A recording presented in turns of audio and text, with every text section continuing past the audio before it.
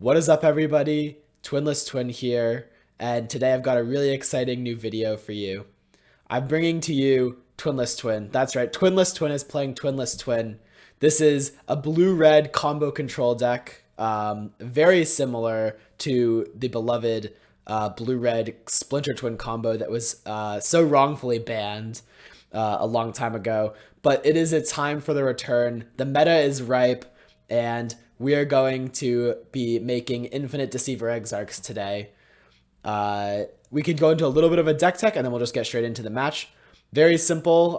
We've got 6 cantrips, 5 1-mana removal spells, 2 Spell Snare, which is really nice right now because there's a lot of 2-drops going around in the format that are difficult to deal with between red removal and just being sticky threats.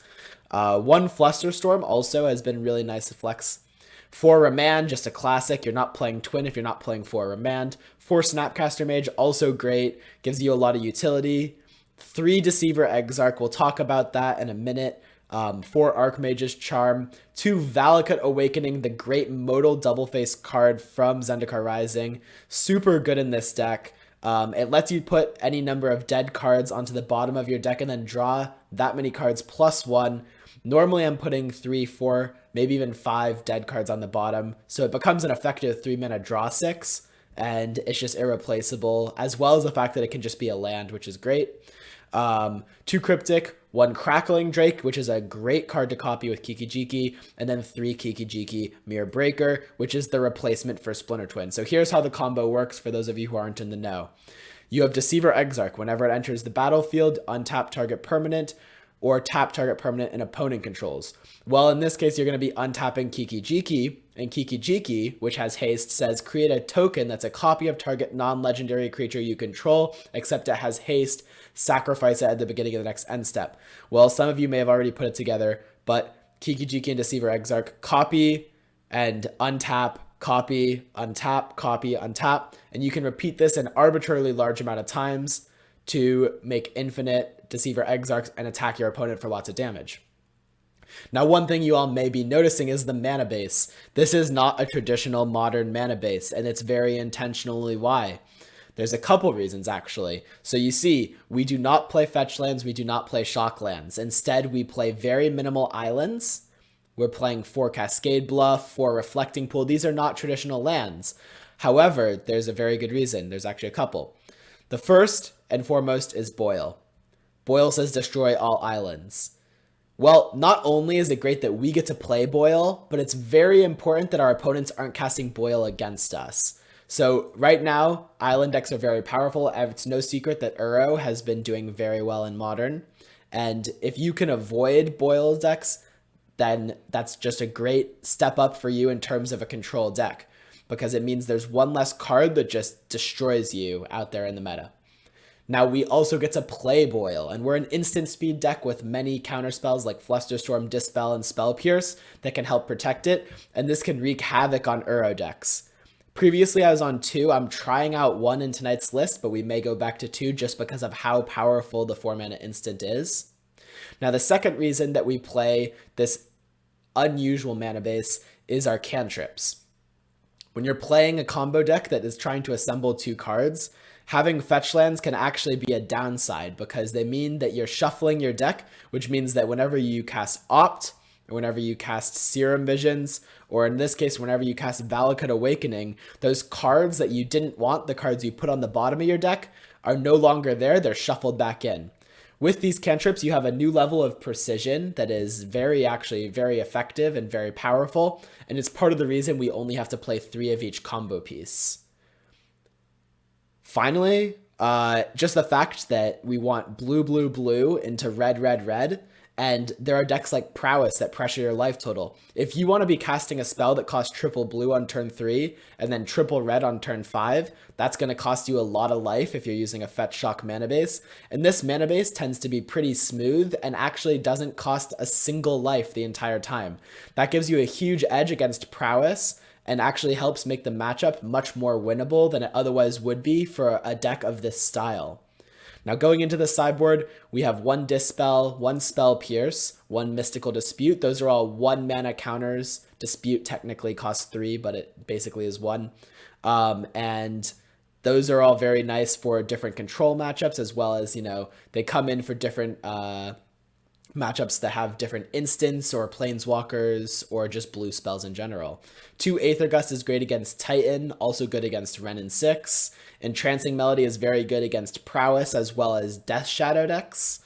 Alpine Moon is good against Tron, and I'm going to be trying it tonight against Field of the Dead decks because I think that that's one of the easiest ways for us to lose is from Field of the Dead, just naturally putting pressure without our opponent having to spend mana, because one of our deck's biggest advantages is playing at instant speed.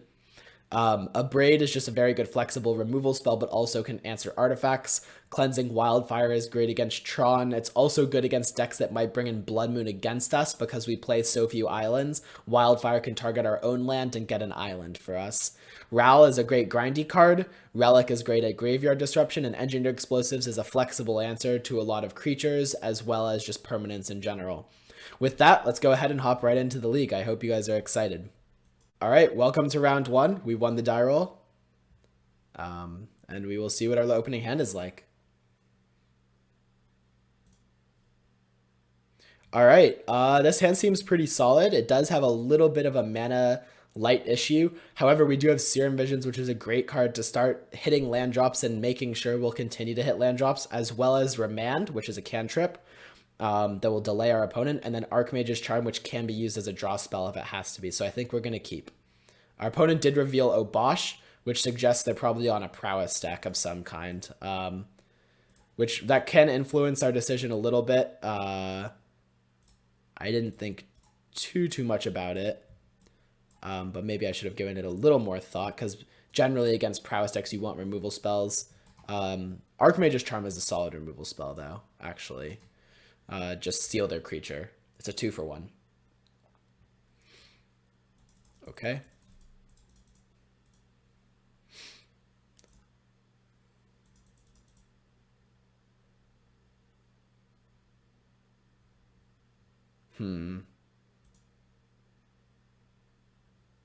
I think we'll remand this, just because I really want to make sure that we draw into a third land. Okay, so I guess they just passed, which is actually pretty interesting. I'm not quite sure why they didn't cast the light up the stage again, but I'm not going to be complaining. I'm pretty happy with that outcome, honestly. So they play Monastery Swiftspear. They go to combat, and let's think here. So we could gain control of one of their creatures now. I don't hate this play. We could just take the Soulscar Mage. That would be the one that makes the most sense to gain control of. I think we'll do that. Again, it's basically a 2-for-1 because they're going to have to use a removal spell on the Soulscar Mage at some point. Interesting they choose not to attack there. I think they could have definitely bluffed an attack. But again, I will not complain. That's very good for us. We just want to keep our life total high and try to set up an ideal spot to combo.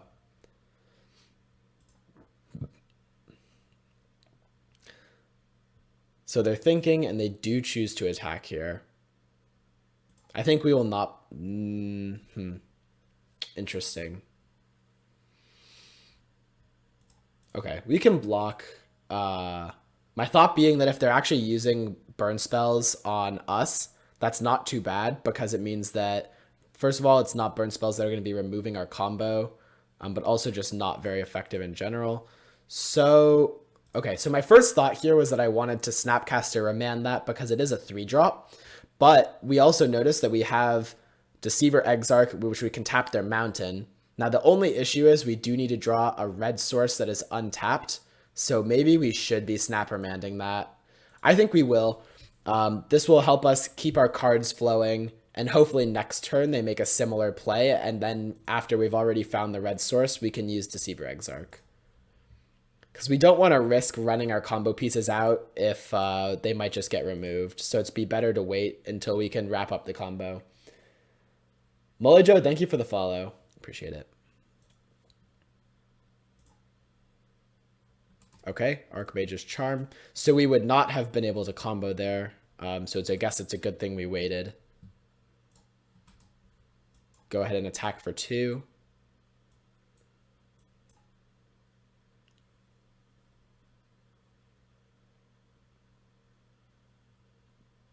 Another really cool interaction in our deck is this card Manamo. Manamo lets you untap target legendary permanent, which Kiki-Jiki is a legendary permanent. So when you attempt to go off, if they have a lightning bolt for Kiki and you have an extra 2 mana counting this card, then you can untap Kiki and go off again. So it's basically a counter for their first removal spell, which is really cool and very handy as a land.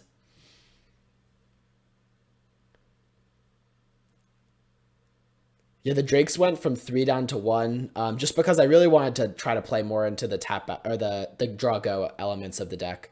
So obviously Crackling Drake is kind of the worst aspect of that. It had a lot of awkward situations where I didn't feel comfortable playing it because I thought that our opponent could do too much on their turn without a card like Force of Negation.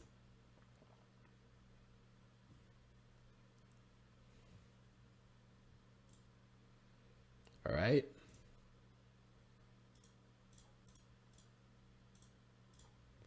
So what I'm going to do here is I'm going to play a Deceiver Exarch and untap one of my own lands because I can untap target permanent I control.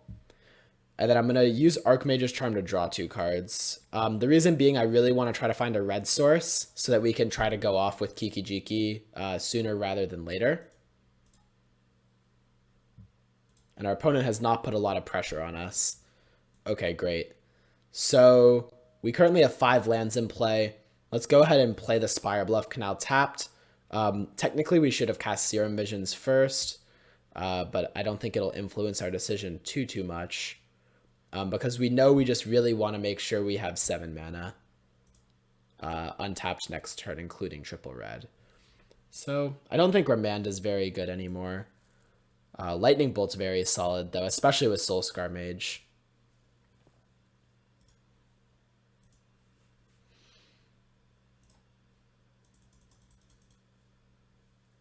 I'm making this attack here to see if we can elicit them to use some type of burn spell. I think they're aware of our combo and they're holding up a bunch of removal for it. So I just want to play back at that by just making sure I'm actually pressuring their life total as well.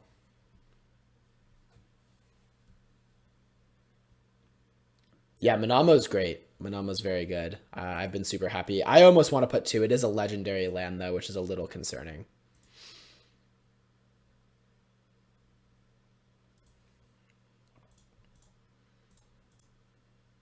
So we can make double blocks because we have a second Deceiver Exarch. It's almost like it's bait. And we'll see what they do from here. Seasoned Pyromancer, okay.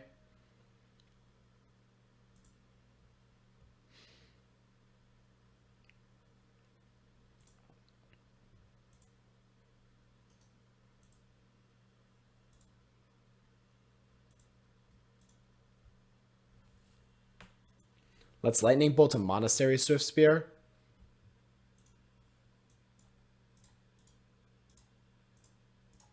And then let's tap one of their mountains. Tapping their mountain should go ahead and lock this game up for us.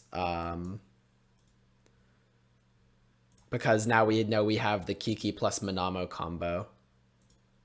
Okay, so we can play this as a mountain.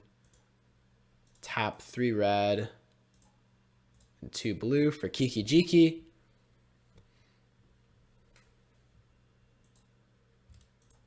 And what we're going to do is we're going to hold control and save target and always yield. This will just help make the process quicker.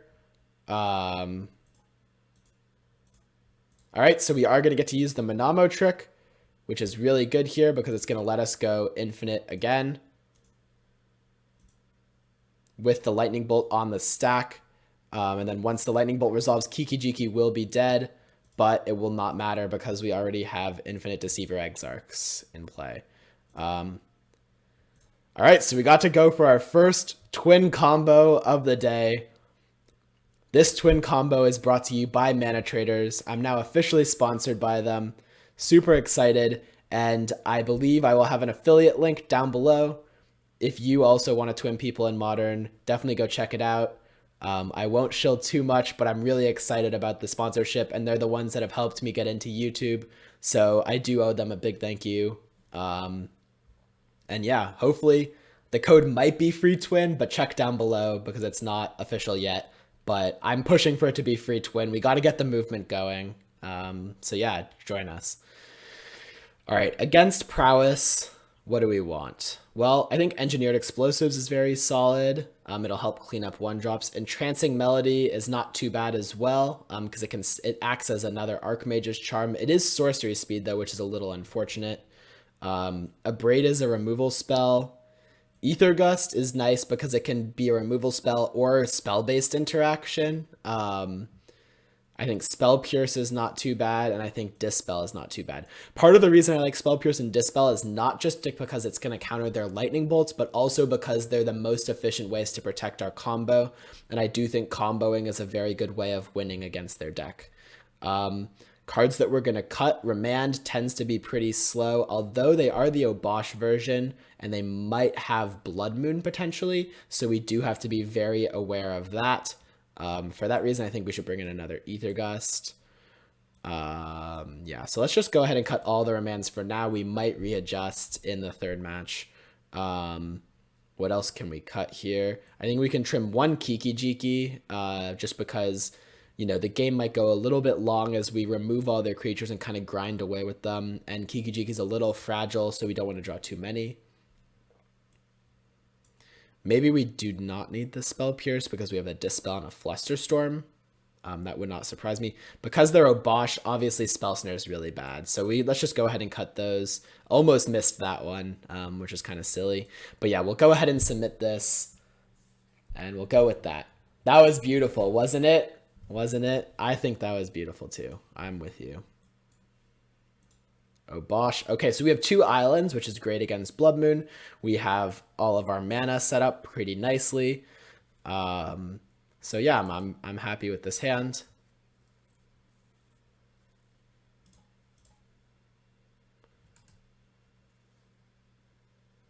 Another Deceiver Exarch. So we're going to start playing the islands first. We don't have any removal spells currently, and Archmage's Charm costs blue, blue, blue, so we don't want to, you know, take away that option before we even had it. This Bomat Courier could be problematic. I wouldn't mind an EE here. That would be a really nice draw. All right, we'll play another island and pass back, I guess. See if they have Blood Moon. I'm curious. Okay,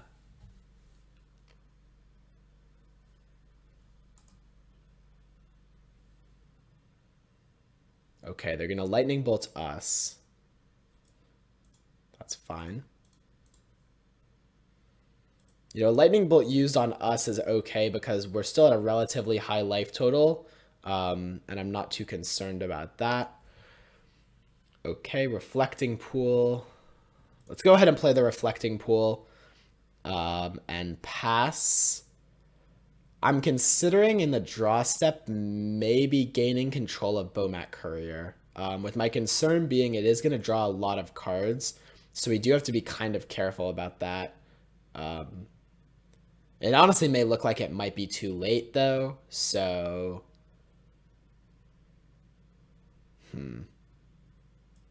yeah, it looks like their plan is just to use the Bomat Courier to draw a bunch of cards. If they use one more spell this turn, then they'd be tapped out of mana, and we could gain control of Bomat Courier then. So we could do it now. I think we will. I think that we can't afford for them to be drawing, you know, 4 cards after they use them all. So if they want to, you know, use, okay, sure, they stomp our face. And then they're going to sacrifice Bomat Courier to draw a new 3 cards. But this way, it's not nearly as bad. Okay, they discarded a Lava Dart, which is pretty good for them as well. Oh, man, and a new Bomat Courier. Okay. So we got our work cut out for us. That is for sure. They're going to attack us down to 6, and they have a Lava Dart. So we're at an effective 5. Oh, no, they're going to attack us down to 5, and we're at an effective. Wow. Okay. We can play Cascade Bluffs here. Okay. So we can use Deceiver Exarch defensively here if we'd like, by like tapping the Soulscar Mage and blocking Bomat Courier. I don't hate that play, actually. They go for a Seasoned Pyromancer. This is actually a pretty problematic card. I don't hate the idea of countering and tapping their team. I think that we don't want them to be drawing more cards, and tapping their team is actually good because it also stops them from getting that extra Bomat Courier card. So it basically denies them their entire turn there.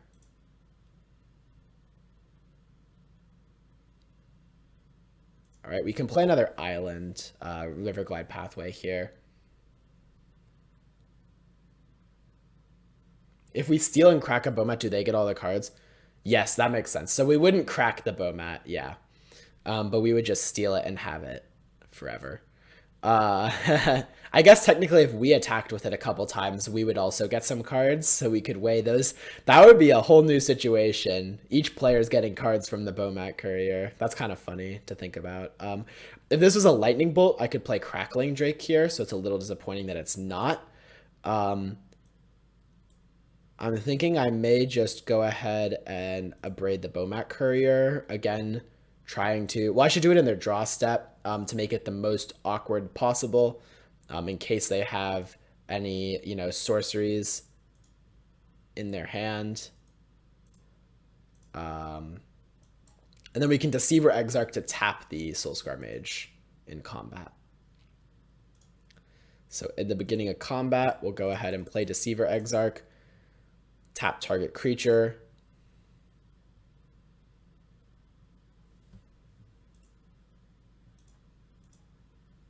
Soulscar Mage.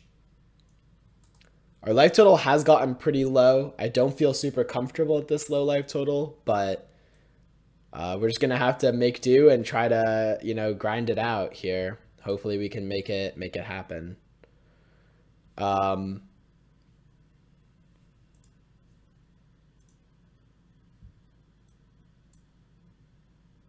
Snap Archmage's Charm seems decently solid.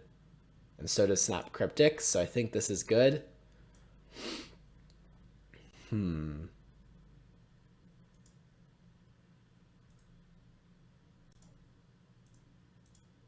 I'm going to take this turn to play the Crackling Drake. We do need to find a window to play it, and if we can make it out of this turn, then the Crackling Drake could be really good. We draw Ether Gust. All right, we're not going to attack. I actually think I'm going to block with the Deceiver Exarch because we have a second. Oh, I hope we're not just dead here, though. It's very possible. All right, they do stomp our face. Not a promising sign, honestly. But maybe we'll be okay. Any burn spell wins it for them here. Seasoned Pyromancer. Well, that's just going to be a new draw, too, which is very good. They also have the Lava Dart, so any 2 damage burn spell wins it for them. I'm not sure if they remember that because they did discard it from the Bomat Courier a while back. It looks like they did not find the win. Maybe a little bit of a clunky hand, potentially.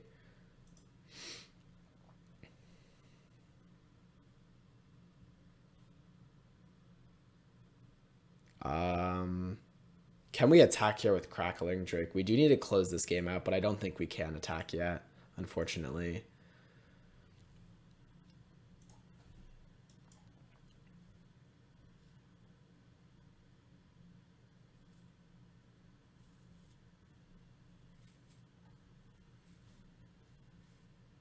Opponent has Blood Moon. Okay, that is a card we expected. So I think we can let it resolve because we have the Ether Gust already prepared. And I don't want to get, you know, premature with using Snap Cryptic or something just because there's a serious risk that I... So this is really nice because if they go for a spell here potentially, then I might be able to just... Okay, so they go for the known Lava Dart.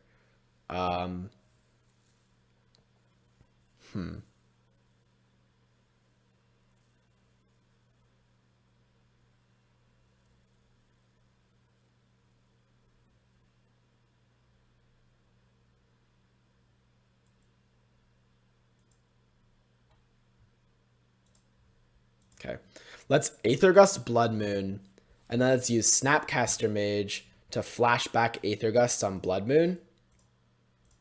Or, sorry, flashback Ether Gust on the Soulscar Mage. And now we got them to waste the Lava Dart, which is pretty nice for us. Hopefully we're not dead here, but I think they would have been, you know, kind of just going for the win if they had it. So my assumption here is they don't have a burn spell and they're just going to cast Bone Crusher Giant. All right, and we got very lucky in top decking the win, but you know what they say, there's always a Kiki on top. So we're going to go ahead and play out Kiki-Jiki, and that'll be the game. Yep, awesome. That is the first match. Thank you so much, and I will see you for the second one. Okay, welcome back for the second match. We are on the play again, which is very lucky. And so this is a problem that our deck has. Sometimes Reflecting Pool only can make mana that another land can make. So even though we have the Reflecting Pool and Valakut Awakening, we do not have access to blue mana, and we have to mulligan this hand, unfortunately. This hand is much better because even though we don't currently have access to red mana, we do have an Opt and a Remand, both of which are very solid. So let's go ahead and keep. And I think that the card we'll put back is... Let's go ahead and put back Snapcaster Mage.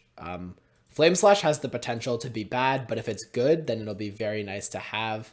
And Snapcaster Mage is alright, but we also already have Archmage's Charm and Remand, so we have some good tempo plays. Now you can't make us run Blood Moon again? Why can't you? Who's to say that I'm stopping you, math guy, you know?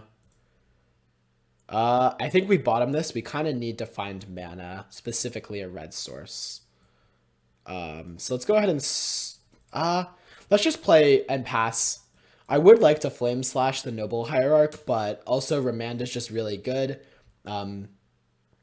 So, yep. Okay, they have a Glistener Elf and another Glistener Elf. Okay. We can go ahead and Remand this Glistener Elf because I'm not sure they actually have another land. Potentially. It looks like, yeah, it looks like they didn't. So, a good read there, I guess. It's pretty nice. And I actually don't hate the idea here of just Flame Slashing the Noble Hierarch because they're missing on mana. And then we can go ahead and pass and see what they do from there. There's a lot of pressure for them to be very conservative with how they use their pump spells, but they also might just go for it. Who knows? So we'll go ahead and opt in response here. Just because if we find Lightning Bolt, now would be the best time to use it. Deceiver Exarch, not too bad, but let's put it on the bottom. We already have one Deceiver Exarch. It does act as a nice fog effect, but it's not exactly what we're looking for quite yet. I am winning, Julian. Thanks for stopping by. Let's go ahead and opt again. Manamo.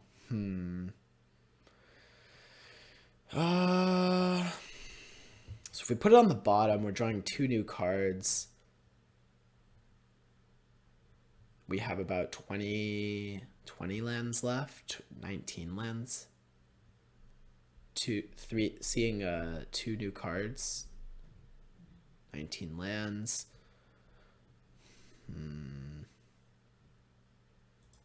I think we can afford to put it on the bottom. We draw Kiki. Well, that makes me wish... Okay, well, we drew another land.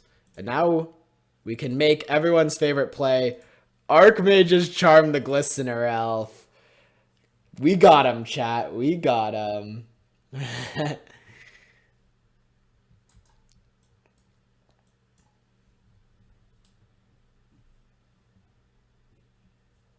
What you gonna do when we Archmage's Charm your Glistener Elf, you know? It's just it's a real struggle for the people these days.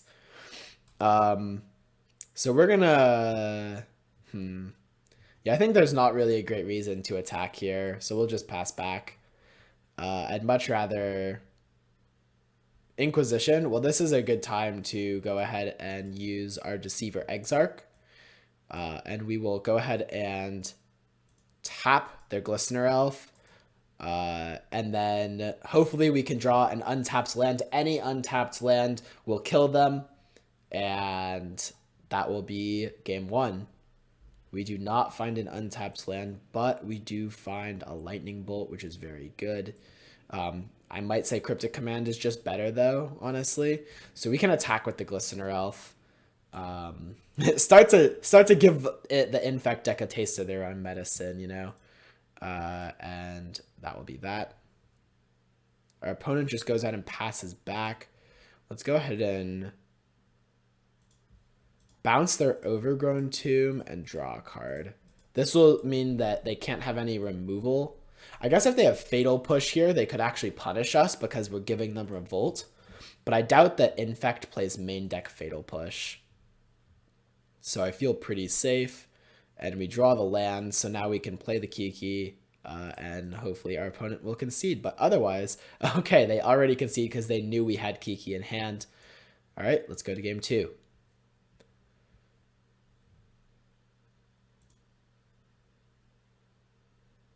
All right, so cards that I like. I don't hate Ether Gust. I think Spell Pierce is very good. I think Dispel is very good. It helps stop their pump spells. Abrade seems solid. Cleansing Wildfire can hit Inkmoth Nexus, which seems very good. Alpine Moon also hits Inkmoth Nexus, so we could consider a copy of that. Entrancing Melody is all right, but the issue is it's a little bit expensive and it can't hit Inkmoth Nexus, so I'm not really in love with it. It's also sorcery speed, which they can punish pretty heavily. So I think I'm going to refrain from that. Engineered Explosives is just nice. You can get a Noble Hierarch and a Glistener Elf together, which is just great. So cards that are bad. I think Remand is pretty poor in this matchup. They have a lot of very efficient, cheap spells. I think Crackling Drake is probably not great because you just have to tap out on your turn. They can probably punish it. We saw that they're black-green, so I'm not really sure what Infect threats they're playing, but we do know they're not playing Blighted Agent because that's a blue card. Nod once if you're not reading my comments because it's inappropriate. No, I'm just not reading your comments, Wamba, because I'm explaining my sideboarding. Sorry. I'll be there in a second. So if these are the cards we want to bring in, we can go ahead. Let's cut the last Remand. Let's try cutting one Spell Snare for now, and we'll see if we see a lot of high density of 2-drops, then we can bring it back, but I'm not really expecting too many 2-drops.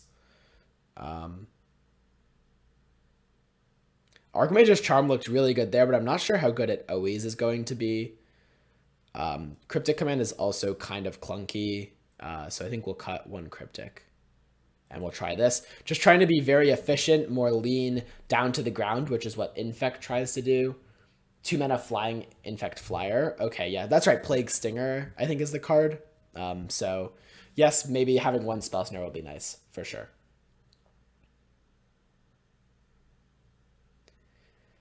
I'm a one-of sideboard gamer because I'm trying out a bunch of different things. So, not really. There's not really a great reason. So this hand has the combo, and we have a cantrip, and we have red and blue mana. We don't have any 1-mana removal spells, which is a little bit concerning, but I think we can keep. There's definitely ways we could get punished by really fast hands, so this hand's not ideal, but with only playing 5 1-mana removal spells, it's not a guarantee that you'll always have one, and they may have a discard spell anyways, so if that's the case, then it didn't really matter. All right, we can play our island and pass. This opt is looking to be very important, potentially. They have a Glistener Elf. Okay. And they have the Plague Stinger. Okay. So they have 2 Infect threats. Dispel seems good, but we really need land, so I think we have to put it on the bottom. All right, we find a Sinkhole. I'll play Minamo here. Maybe it's better to be playing out the Riverglide pathway to be repping a removal spell, because now we're telling them we don't have one, which is actually kind of problematic. And we may just lose because of it. So we'll see what ends up happening here. They attack with the Plague Stinger.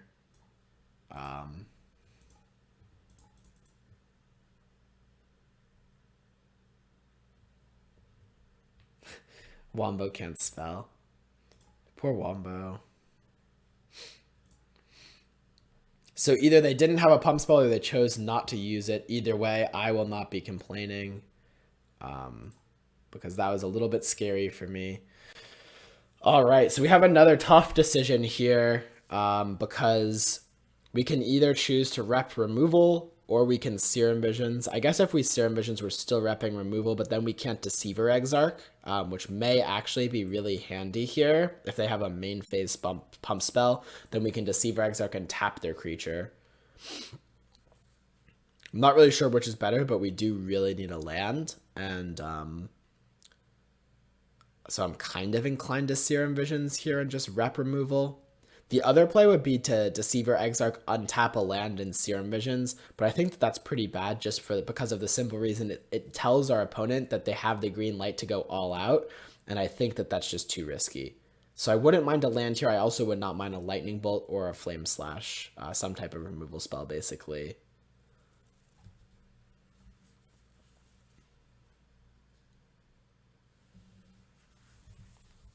Okay, we found a Lightning Bolt and there's a land on top. Valakut Awakening can be played as a land, obviously. So we'll go ahead and do that, and we will pass back. Hopefully this Lightning Bolt gives us some protection, though I wouldn't be surprised if it wasn't enough from any decent Infect draw, but I guess we'll just have to wait and see.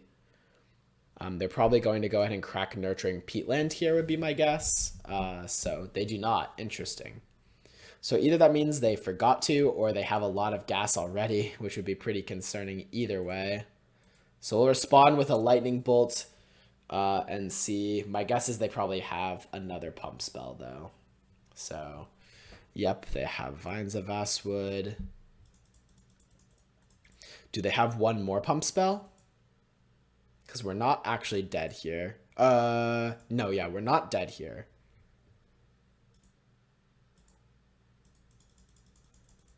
Okay. Oh, no, we are dead. I did the math wrong. I'm so silly. Okay. Yep, we are dead.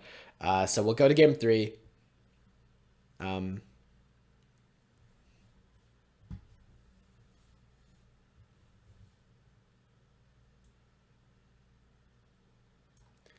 Going to game 3. I'm not really sure there are many changes we'd like to make. I feel pretty good about how we sideboarded in general. And I think I'm just going to resubmit the deck. We saw the 2 mana card, so Spell Snare is not too bad, but I'm still not really sold on it. Maybe we could cut 1 Charm for the other Spell Snare. I actually like that change. Let's make that change. Charm is just a little bit clunky, even though it can be very, very good stealing their creatures. They also, can have other plays, and it's just, like I said, it's a little clunky. Okay, I think I'm a fan of this hand. Bolt's not Bolt is just very good. Hopefully the Temple can scry us into another land, and then we'll have Serum Visions Lightning Bolt on turn 2. All right, we're going to put that on the bottom. I guess this hand does risk the potential that we just whiff on lands completely, which would be pretty unfortunate, but could happen. So they have a Noble Hierarch. All right, so we do find a land. It's a little awkward because we have to use both our mana now, but that's actually all right with me. I'm fine just removing the Noble Hierarch and then casting Serum Visions. I guess we should have cast Serum Visions first, technically. All right, so Spell Snare to the bottom, Lightning Bolt on top. We just have a ton of removal here, feeling very good about this game. Hopefully we'll be able to just mow down our opponent's threats. Coco, no, thank you for the follow, appreciate it.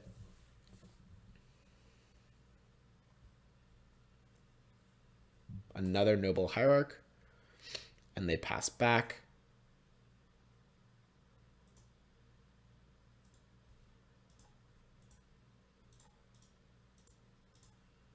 Let's make a fancy play here and gain control of their Noble Hierarch, because we could actually use the mana reasonably well, and they clearly are stuck on mana, which is very good for us.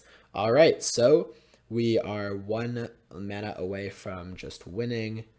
I think what we could do here is start off by casting Snapcaster Mage on Serum Visions. I guess actually we should probably have Lightning Bolted first to make sure the Glistener Elf was getting off the battlefield, because there actually is a risk, I guess, if they had like double mutagenic growth, there might be a weird combination of cards that could just beat us here. So we just really want to make sure we're not going to die next turn. But again, I don't really think that's very possible. So I feel pretty safe here. And yeah, they don't have double mutagenic growth. Surprise, surprise. And Riverglide Pathway will be our 4th source of mana, which means not next turn, but the turn after, we'll be able to win.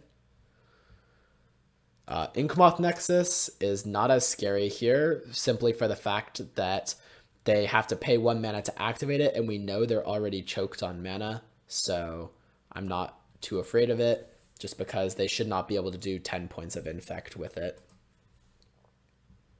Rancor Become Immense Sag, that was the out for them. If they had double mutagenic growth, Rancor Become Immense, then I guess they could have won, chat. So we really should have been keeping that in mind. Pretty disappointed that we didn't think of that, you know. Pretty obvious play, right?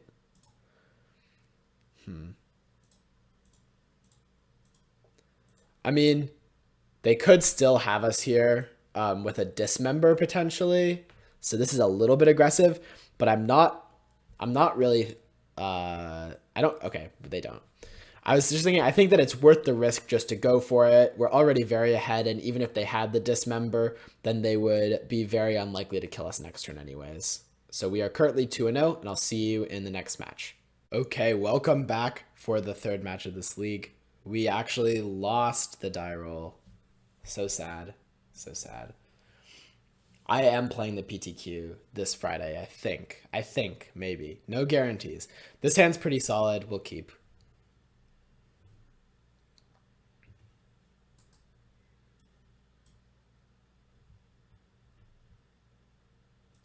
All right, let's just lead on Serum Visions. We do want to have Remand up turn 2, though, so I think we have to bottom both of these. Bottoming Exarch is sad, but I mean, we'll find another. We have 3 in our deck. And it looks like we're up against maybe an Uro pile, so against the Uro piles, we'll have a lot of time. Hopefully they don't have Wrenn and 6 here. That'd be the worst case scenario by far. Looks like they do not. An untapped land would be nice. Okay. Mountain's probably the worst untapped land, but I guess I'll still take it. It is better than nothing. Do they have a Growth Spiral here, potentially? Or is their hand just reactive? It looks like they do have Growth Spiral. That's a little bit unfortunate. So we have to decide here how afraid we are of a card like Teferi or something. I think I'm going to remand this. I really want to deny them their mana ramp. And also I don't hate drawing, just getting the additional cards into my hand. So between those two factors, I kind of like remanding here. Oh no, they actually have the Teferi, don't they? Okay. Well, that's pretty unfortunate for us. We hadn't seen white mana, so there was no way to know for sure. Oh, did they actually... Okay, no, they didn't. I thought for a second they might have revealed a... We'll go ahead and opt. Put an island on top. Play Stoneforge. And Lightning Bolt Teferi, I think. If we'd drawn an untapped land, that might have been better because we would have been able to Snapcaster Serum Visions, which would have helped us draw cards, but also put pressure on Teferi. As is, we currently can't put a lot of pressure on Teferi, which is unfortunate. They have an Uro. That's all right, though. Hopefully they don't have a Field of the Dead. Just please do not have Field of the Dead opponent. That's all I ask. That's all I ask. Oh, Crackling Drake is a spicy one. I think... I really would like to play this Crackling Drake, but I think we just need to snap Lightning Bolt and get that Teferi out of here. It's just too good. too much value for the opponent, and it stops all of our counter spells, which is a really scary thing because our opponent can have some very powerful plays. All right, so Teferi is officially gone. We are still kind of shields down for one more turn though, and our opponent may just be able to punish us. It actually seems super likely that they're going to be able to put Uro into play next turn, which is going to be difficult for us to beat without comboing. So I'm not sure exactly what we're going to do about that yet. Maybe we'll be able to bounce it with a cryptic command. I don't know. Our mana didn't quite cooperate with us this game like we wanted it to, and it just put us in a really awkward spot early on. I guess maybe remanding the Growth Spiral was a mistake, but we didn't know they were going to have Teferi to punish us. Oh no. This is a disaster. Hour of Promise, very, very powerful card. If it can resolve, and here it will. If we had a Flusterstorm here, our opponent would have been devastated. It would have been an hour of devastation, but instead, this is not looking very promising for us. I'm sorry, you'll have to excuse my puns. Those were all very cringe. And I won't do it again, probably. Maybe not.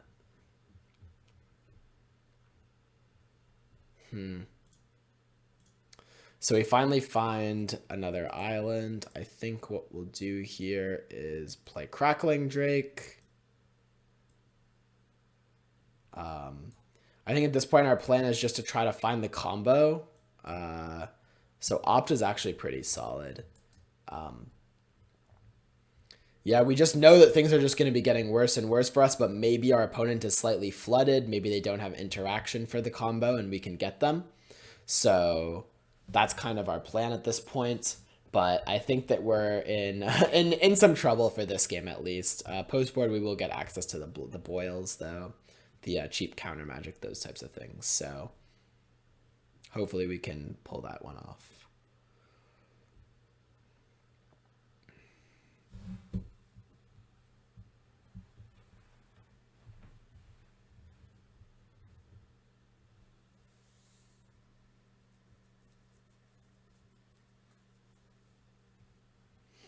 What do you like, Otter? You like the Field of the Dead zombie tokens? No shot. No shot, dude.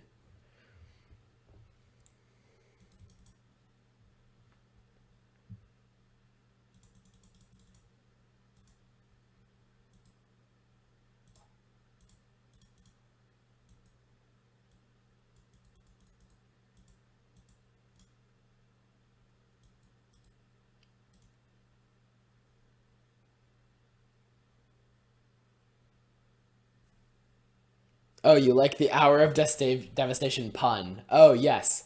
Pun or punt? Pun. You mean pun. There was no punt. Of course. I don't punt. Of course not. Definitely not. Totally. Yeah, definitely not. I mean, honestly, I don't even care if they put the Hour of Devastation on top. We're just like super dead in 2 turns anyways, so we kind of just have to find the cryptic or the the Deceiver Exarch soon and hope they have no counters. Doesn't seem super likely, does it? So maybe we'll be better served not doing that. Ooh, that seems like a not very difficult choice, Bullwinkle. They don't attack with the zombies. Now that is a perplexing strategy from our opponent. That's a bold choice, Cotton. Let's see if it pays off.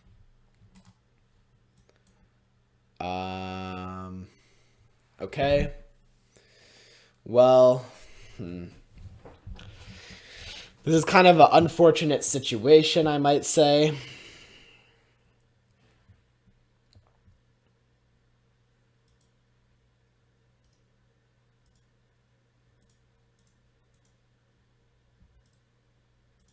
think I'm going to cast Valakut Awakening now and just get rid of every card in my hand except Kiki-Jiki.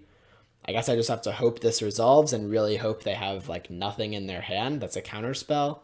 But I don't really believe that, so I think we're just basically dead. Are we actually dead next turn, or are we basically dead though? I guess is a good question.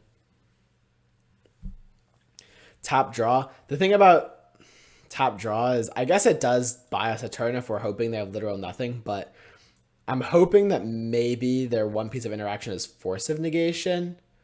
And okay, well, that horribly backfired. Now we just lose. But I guess we were never winning either anyways, right? Like we just didn't really have a chance there, based on how that game played out.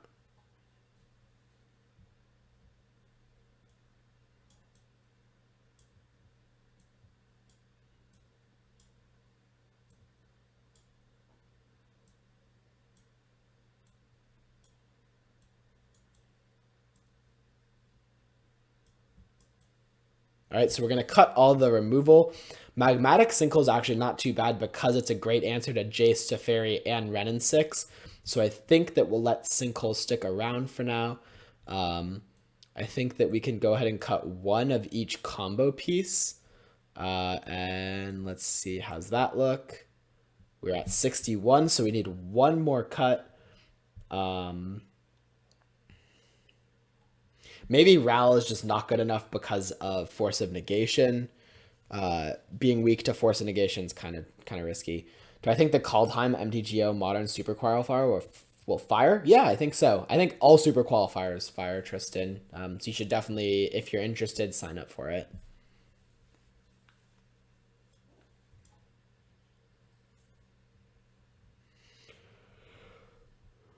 Has there ever been a Super Qualifier that did not fire? It'd be my question, honestly.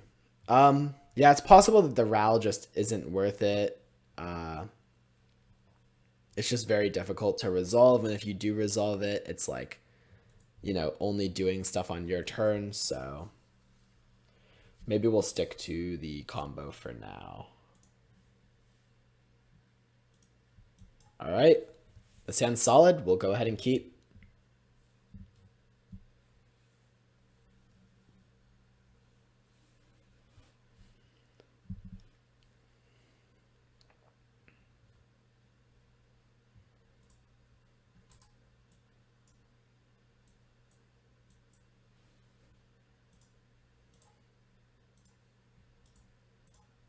We may be able to get some opt, snap, opt shenanigans going on.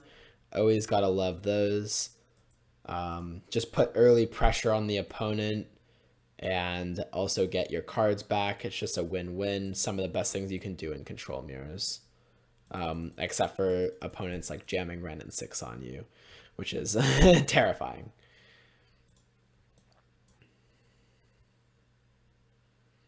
Wow, Charm's a really nice draw here.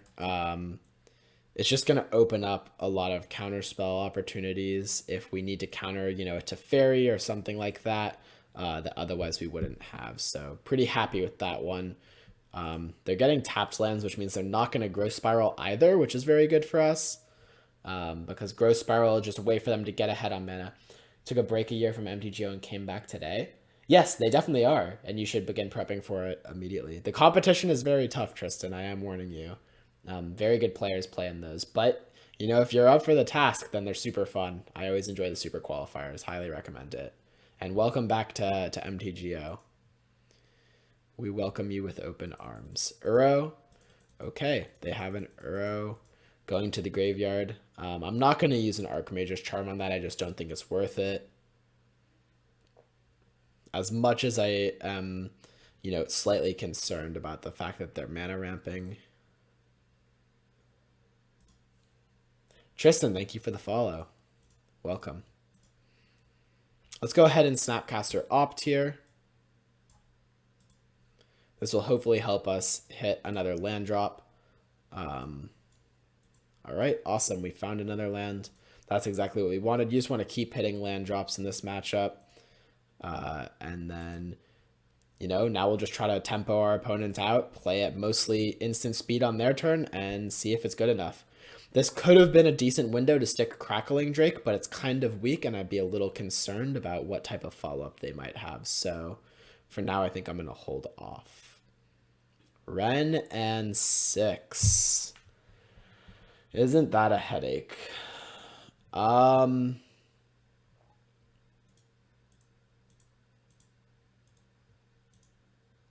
Let's counter target spell. I think it's really important to have Dispel up here in case they have something like a Force of Negation. So I just don't want to risk them having, you know, a counter spell to then make Ren and 6 resolve, because it's just too much of a threat, honestly. If they have double counterspell here, like Mana Leak plus Veil of Summer, then they got us, and I'll be pretty salty, but there's not much you can do about that.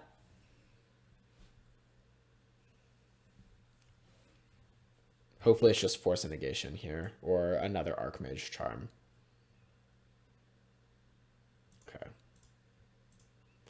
So it was Force of Negation, which we can dispel, which is very nice for us. And now we get to untap again. So we made some efficient trades there.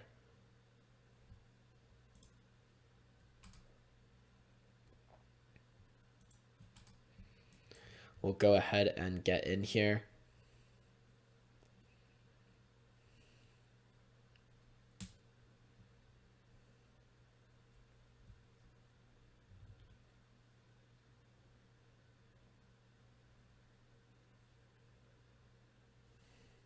Our opponent has a Field of Ruin, and they play another Uro.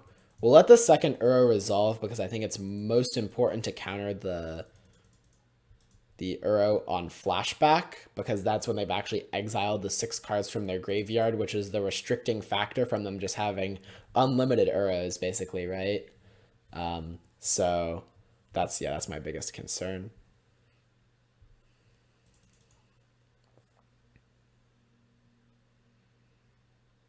And then also, obviously, just our opponent's going to be tapping out. It's great to know.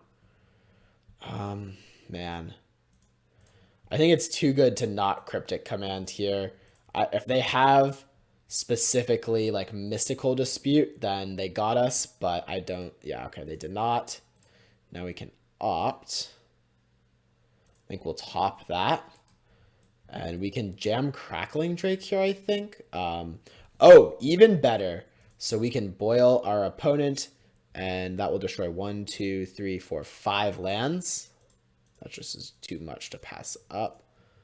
Let's go ahead and do that. Oops, I tapped my mana incorrectly because I need to use the filter land. And yeah, this just shows the power of boil, chat. I don't know if our opponent was expecting it or not, but it sure as heck is going to get them very good. And it looks like they conceded just to the boil. Devastating boil for the opponent. Boiled them right out of the game. So super impressed with that there.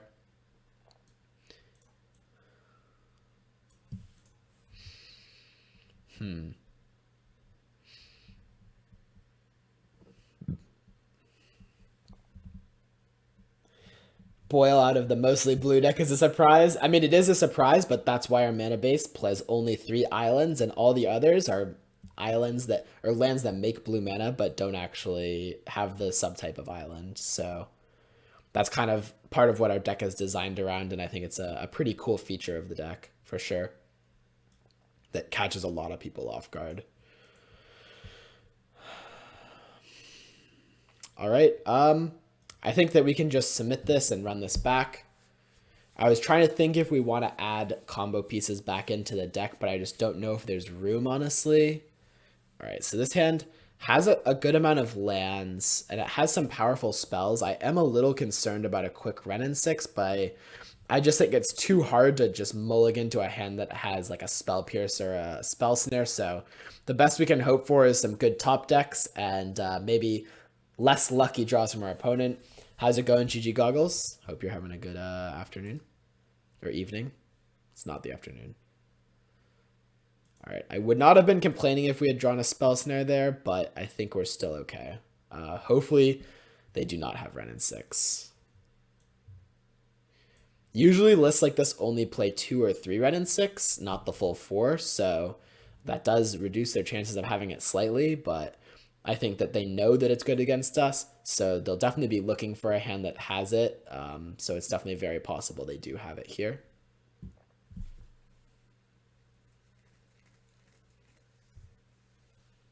Oh no, they definitely have it. Yep. All right. Well, kind of our worst nightmare is the turn 2 Ren and 6, and we do not have the answer. This is just going to be infinite land drops for our opponent, and we just don't have an answer currently. So we'll play Manamo and we'll cast Serum Visions. Kiki-Jiki, Sinkhole. All right. Sinkhole could be an answer to Wrenn and 6 down the line, potentially. So that's actually not too bad. Now, if they have something like Teferi here, we're just totally destroyed. And that is kind of the nut draw of their deck against us, at least. How's it going, Vishazo? How's it going? How have I felt that Crackling Drake compares to other 4-mana threats like Jace? Well, Crackling Drake synergizes really well with Kiki-Jiki, and it's really nice that our combo doesn't really get hit by Force of Negation. So I like that our deck is very resistant to Force of Negation. So I don't know if I would really like to play Jace, just because then opposing Force of Negations are turned on. Oh, I need to fix my camera. You're right, Mr. So. I didn't even realize that. I guess I accidentally messed around with it a little bit earlier.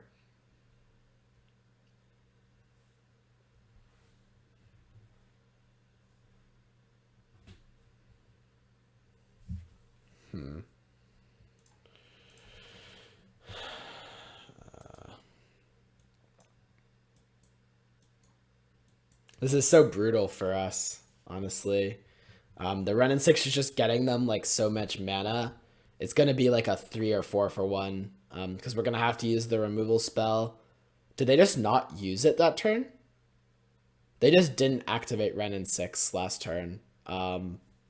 Well, them attacking, them choosing not to use Wrenn and 6 is pretty questionable, I'd say. But I'm not complaining, because that means that the Sinkhole will just kill it.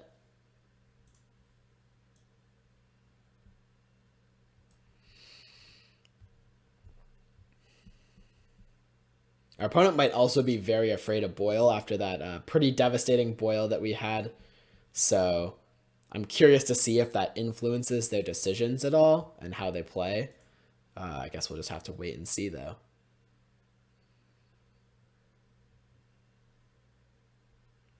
Jace the Mind Sculptor. Well, I think we definitely want to Archmage Charm this. And then I think we will just try to Sinkhole the Wrenn and 6 and hope that everything goes well. And if they don't have a Force of Negation, then that's very good for us. If they do, then very unfortunate. Okay, they did not. Let's see if they have something like an Hour of Promise to punish us. I wouldn't be surprised if they cut the Hour of Promises. They're very inefficient. How's it going, Dido? Nice control players. Do you know what to do if your input is different than your output? I do not know.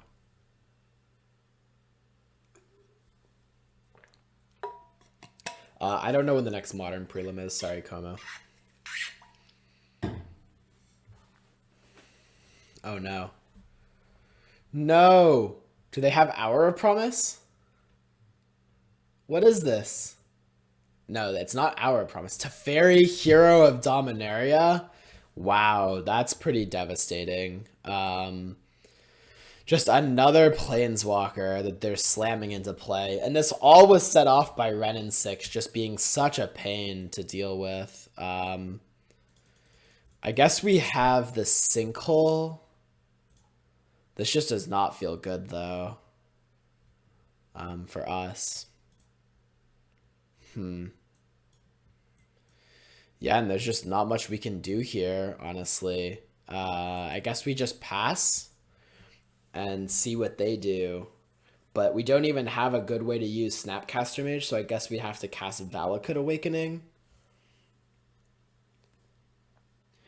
Maybe if they, you know, go for a big spell here again, that could be all right for us. But they're just kind of burying us in card advantage.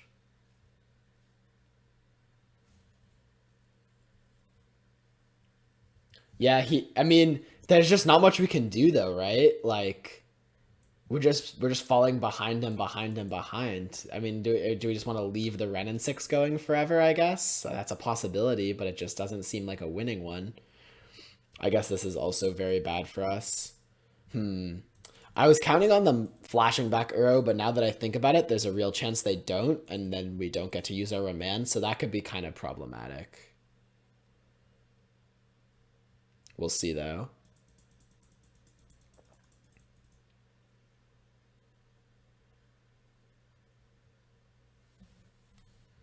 It was kind of a rock and a hard place because our opponent just ended up having, Ren and 6 into Jace the Mind Sculptor, which is just a brutal curve out. Especially for us on the draw. We do have hands that beat that, so maybe we were supposed to just mulligan for a better hand that could actually contend with Ren and 6. I think some of our hands can. So maybe we should have just counted on it, especially because our opponent mulliganed to 6, so I guess I feel kind of bad about that. I think what I'm going to do here is remand. The goal being kind of that maybe we can get our opponent to overextend, then we can Kiki combo them. I'm surprised they didn't play anything else here. Before they get to untap their lands, I want to try to Valakut Awakening. Just see some new cards here because we really need to find some, like our combo, I guess, and then a way to protect it, ideally. And they might just Force of Negation here pretty aggressively, which I think is actually a good play by them. Just because they know that they have this this Teferi that's just ticking up, taking over the game. And there's just nothing we can do. And they're going to be smart to play around Boil. Alpine Moon. This is we're considering Alpine Moon against Field of the Dead.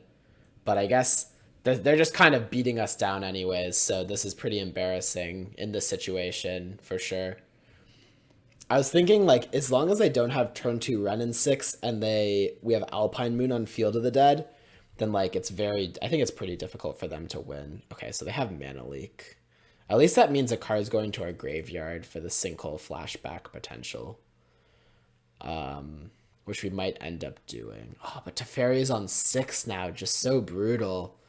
Can't catch a break here, guys. Just nothing seems to be lining up our way. I think we have to play this to get more mana into play.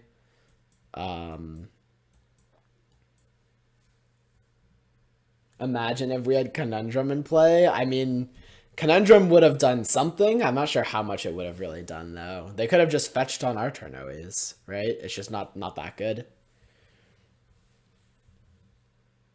All right, they plus Teferi again. We kind of just have to, like, aggressively counter things, which feels super bad.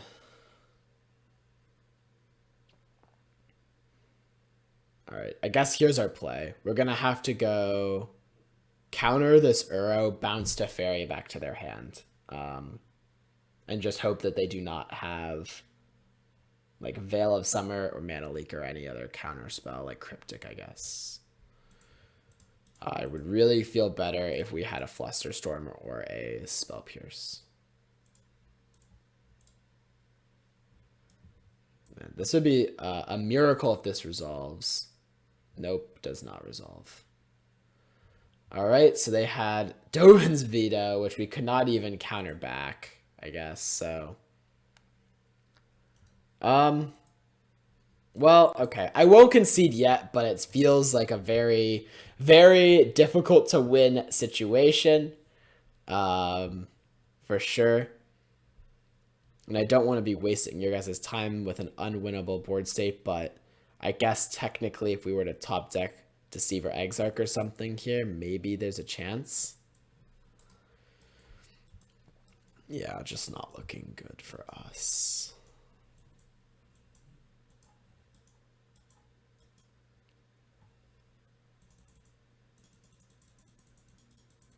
Getting put on the back foot is what's most brutal here. And it's the reason why we're losing, basically. Because they were able to put us on the back foot, they've just been able to slam Haymaker after Haymaker. And the truth is their cards are just better than ours. But our cards play better into theirs as long as they're the ones having to make the first move.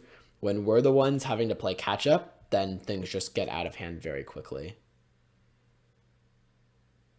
And there's just not much we can do about that, honestly. So I guess we're going to have to go for another end step bounce to fairy play. Again, it's just like so unlikely to work, but there's just not really another move. They could even get Mystic Sanctuary if they really wanted to have a counter spell here. They probably should just Mystic Sanctuary Dovin's Veto, right? Oh man, we don't even have the Alpine Moon in play on Field of the Dead, so they get zombies now.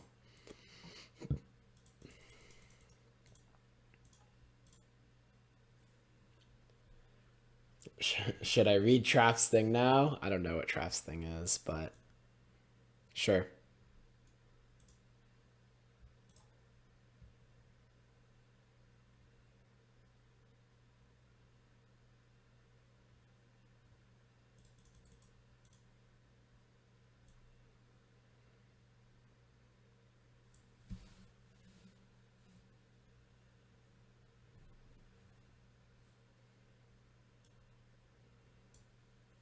Oh, do they just have like a growth spiral for the Dovin's Veto? That would make sense.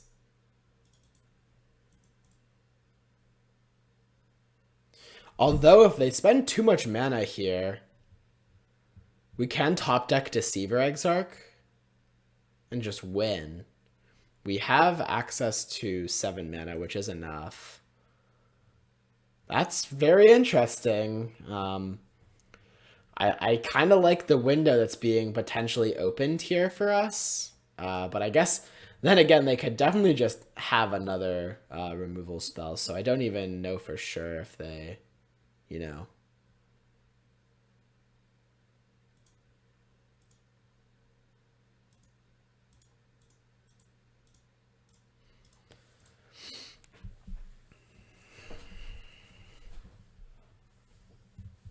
All right, so they can Dovin's Veto here, and they will. That's pretty lame.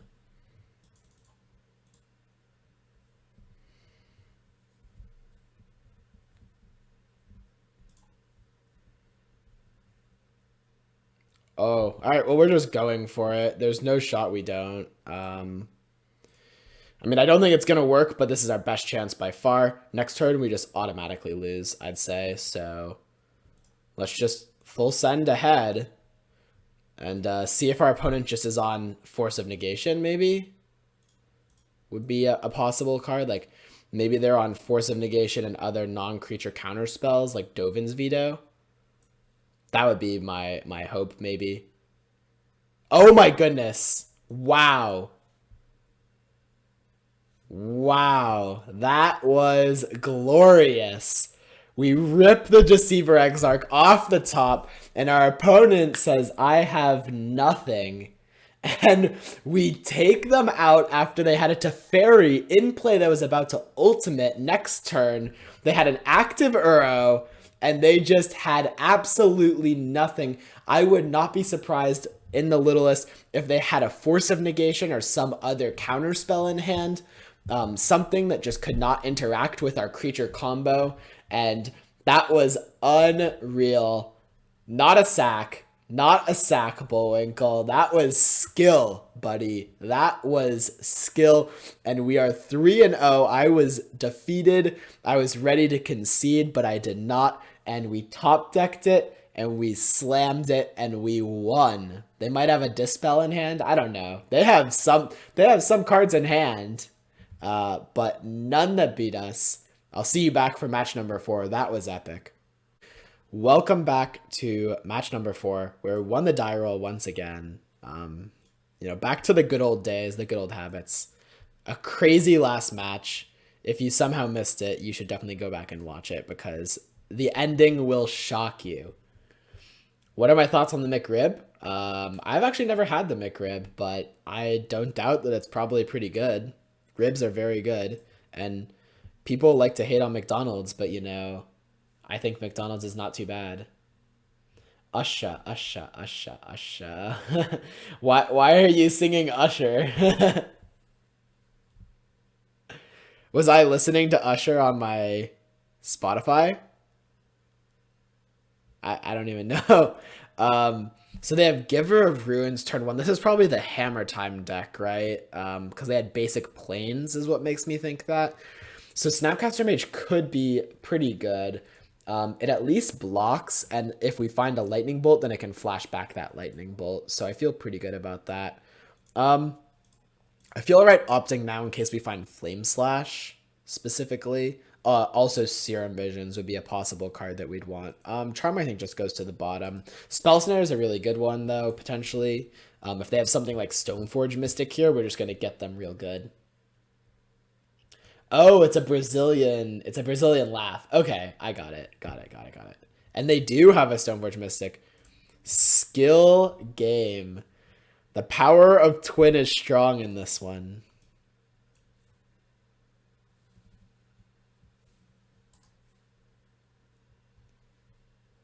They released nationwide. Oh, okay. I'll be on top of that. That actually, yeah, I do need to try a McRib.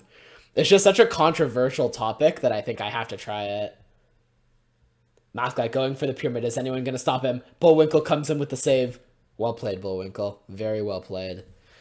We could snap Spell Snare here. I kind of like Snap Spell Snare just because it's also like kind of like I think people really just psychologically don't like getting spell snared. So you just got to really stick it to them and Snap Spell Snare them just so they feel extra bad about it. Magic is a game of psychological warfare, guys. Don't ever let anyone think you otherwise. Math guy trash mod. Stupid anti-spamming thing. Yeah, that always gets me too. I won't lie, Math guy. The anti-spam thing is kind of brutal. So what's next here?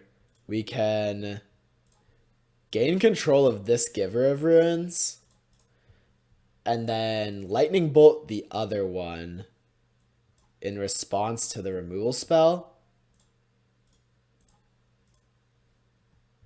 Yeah. Okay, so we gain control of a Giver of Ruins, get in with Snapcaster Mage. Now we have a Giver of Ruins on our side. We have a Cryptic Command to tap down their team if they go for something, or just to bounce the hammer, potentially. So I'm feeling very, very good about this. Archon of Emeria. Wow, that's an interesting one. How do I feel about that? I don't know. It could actually be good. Maybe. We'll see. Snapcaster Mage is really... Wait, Snapcaster Mage is... Oh, my lands enter tapped also. I didn't even remember that, actually. Okay. Let's go ahead and attack, but I need to go pro white here.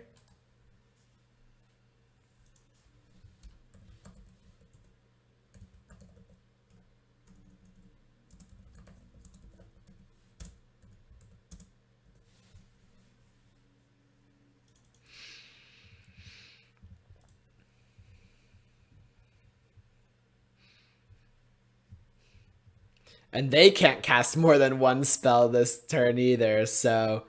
Does this make creatures enter tapped? No, just non-basic lands. Okay.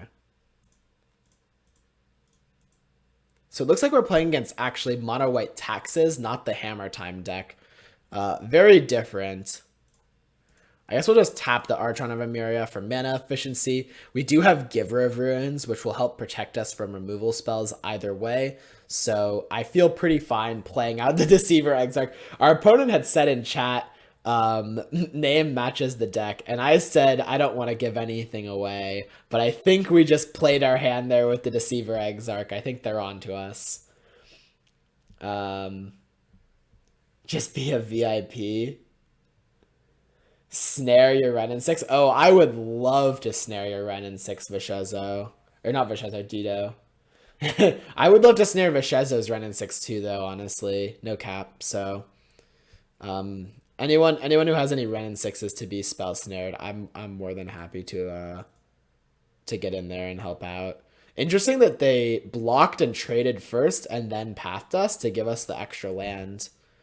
And by interesting, I mean I think that was a mistake. I guess if they pathed first, then we could have oh, that's right. We could have just used the Giver of Ruins to protect. No, they could have pathed Giver of Ruins. Interesting. Yeah. Strange line of play there from our opponent, I'd say then. But maybe they had a reason. We'll see. One day you'll be a VIP, Gaz. One day. I mean, you've been stopping by consistently. I see you. I see that. Let's just let this resolve, and then we're gonna Cryptic Command, bounce the Archeon, and draw a card. We'll take 2 damage here. I think that's pretty inconsequential. And then that means that they will be moving all the way to their end step, which means they won't be able to play any more spells this turn. Not that I think they have anything. Not that I'm like too concerned about what spells they may have for 1 mana. And now we can opt also. That's nice. Another Snapcaster is great. I mean, we already have the Cryptic. We also have Snap Charm, so I just feel really good about that. Oh, wow. Yeah. I think that that's just like a pretty easy slam Crackling Drake here. Yeah, I think so. Because the reason being, well, no, because then Archon resolves and then we can't Snapcaster. Okay, I think actually we pass here because we need to use these Snapcaster mages before they Arch on us again. Okay, so we'll Snap Cryptic this.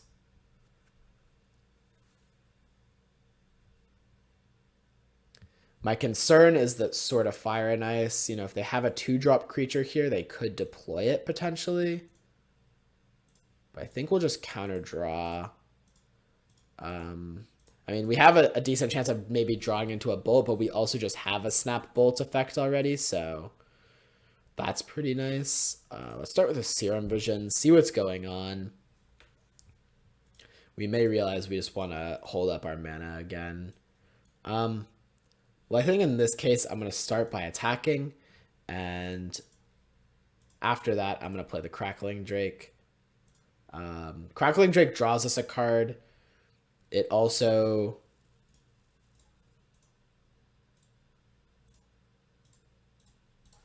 just going to kill them next turn, so they need to produce a flyer or a Path to Exile. And if they have Path to Exile, then that's good for them, but I mean, it's not even guaranteed it'll be enough. We can just play out a land. We have a ton of cards, and we're kind of limited on Modern. Do I ever play decks that aren't blue-red? Just wondering. I don't even really play Storm, but I do play decks that are not blue-red, and I enjoy them. So, take that as you will. Oh, wow. So they had the Flicker Wisp, and they can put the sword on it. Are they just not going to put the sword on it? Well, that seems like a mistake, potentially. Maybe they had... What did they have, then? I do not know. But I think they definitely should have equipped the sword. Does sword cost 3 to equip? No, it costs 2 to equip. So they could have done both.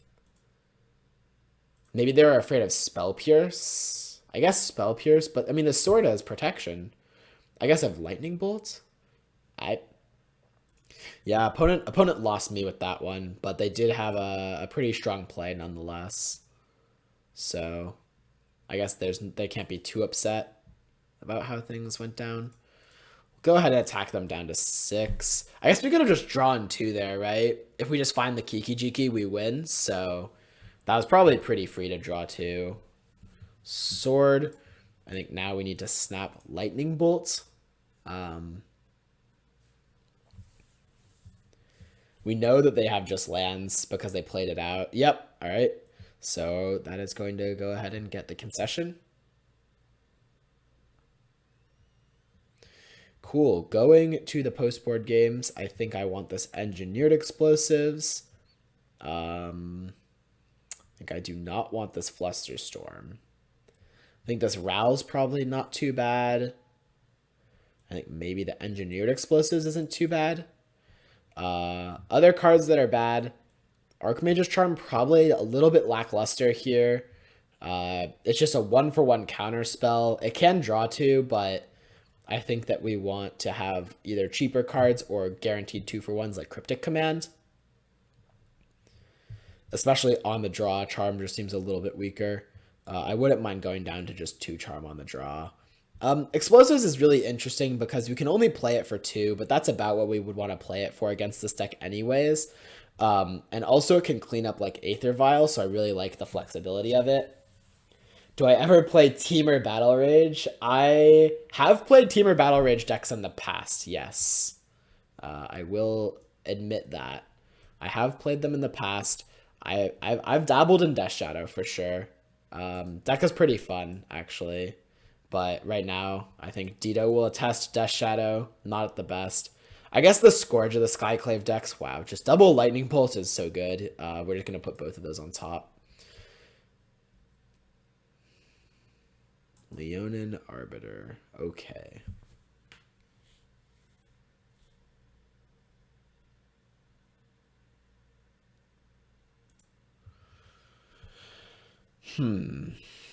Very interesting. So for mana efficiency, we might just want to abrade, but because we know we want the lightning bolt on top of our deck, I also am not opposed to potentially just passing here and seeing what our opponent tries to do, because we may just want to opt into that lightning bolt if they just go for the Field of Ruin here. Or if they go for a 3-drop, then we may just want to remand it. Because that'd be a very good use of remands, and there's no reason to get too hasty. And yeah, I just think we just remand here. A very nice remand. We get to draw into the lightning bolts. And yeah, that is super solid for us. Okay, so let's go ahead and bolt the Giver of Ruins now, I think. The reason being is that they won't be able to put us into awkward situations where we're the ones having to force through the bolt now on the Leonin Arbiter. Because say they try to Field of Ruin us or something like that, and we do want to search our library for a land. Okay, so say they just drew Ghost Quarter, right? This is actually going to end up being really awkward. And so they kind of ended up putting us in the position that we wanted to avoid anyways. All right. I guess we should have bolted the Leonin Arbiter on their turn also. I didn't really think of that as a potential play. So they're going to get to strip mine us. Pretty good for them. So we'll opt. But I think we're still in very solid shape here, luckily. We'll take another land given we know they're going to be strip mining us. I guess if we had just waited to untap, then we could have done it and responded by paying 2 for the Ghost Quarter. But I think that maybe the tempo is more important. Maybe not. Maybe that land will come back and we'll say, I really wish we had that land still. Let's just play that and pass. We'll either remand something or abrade the Archon of Emeria. Maze Mind Tome is a 2-mana artifact, Jace the Mind Sculptor in Standard. Wow, that is a hot take there. Or is it? Maybe that's a cold take. Maybe Maze Mind Tomb is just that busted. You never know.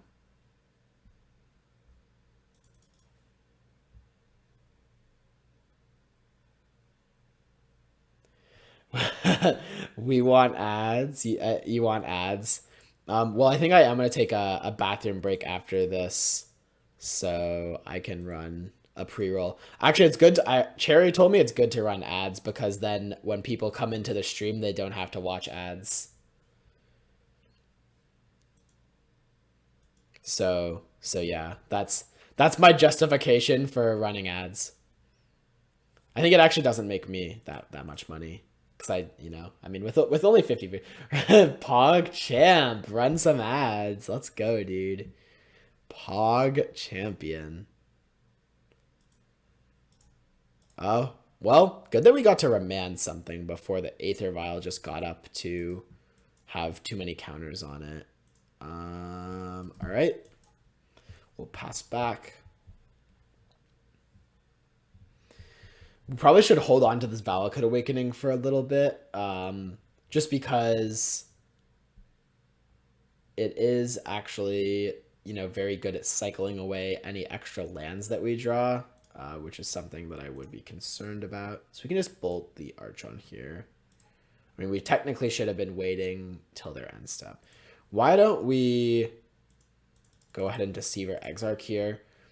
Just because I'm curious what they might have off of Vile, it could influence my play. And also, we just, have 3 Kiki-Jiki we could draw to now in our deck. So we are getting, it's a blind draw, but, it could just end up hitting, right? A blind draw can get there. So we'll see it. We'll see if we hit. I would not be complaining. We do not hit. Okay. Well, I think what I'm going to do here then is cast Valakut Awakening, put away these 2 cards, and see what we draw.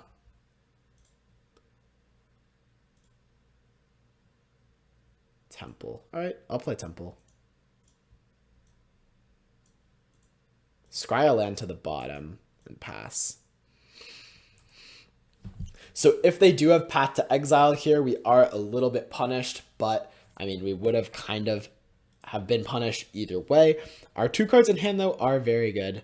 So I am not too upset about that.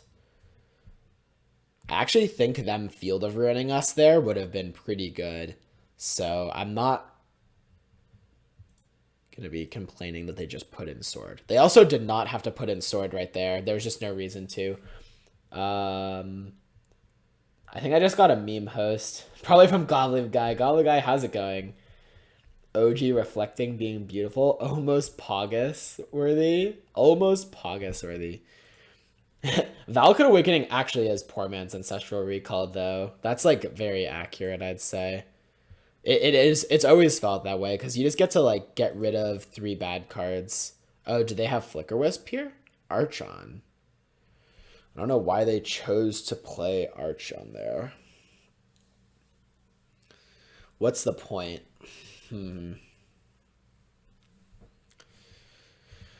Huh. I really wish we could play Engineered on 3. That would be ideal. Unfortunately, our lands do not do that. We only have blue and red lands, so blue and red is what we do. We'll go ahead and pass back, I guess, and then just Cryptic them and draw a card, I guess. Archon does stop Snapcaster Mage, which is very, very good against us. Playing against Burn is so stressful. Playing against Burn is always stressful. You're like right up against the wall. You don't know what's going to happen. And this Archon's like invincible. Tap all creatures your opponent control, draw a card.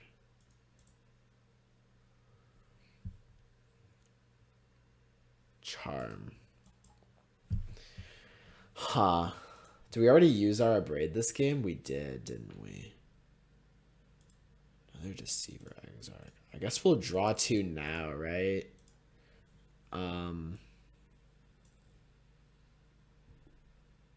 Opt and Remand. Okay.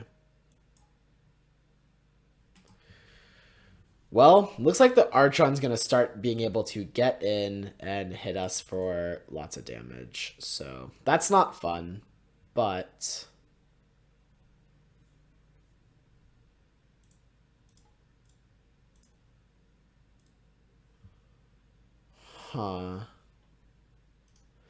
maybe it's just better to opt here and hope to find the Kiki. I actually think it probably is, right?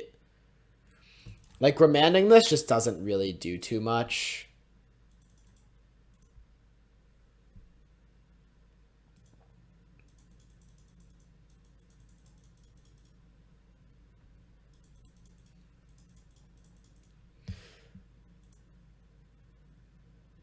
Remand does dig 1, but Opt digs 2, right? And if our play is just to hope they don't have any removal, then Opt is the best way to go for it.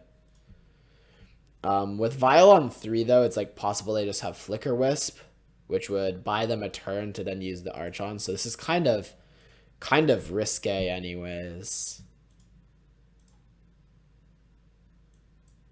Okay, that's a brick. We draw another Snapcaster Mage.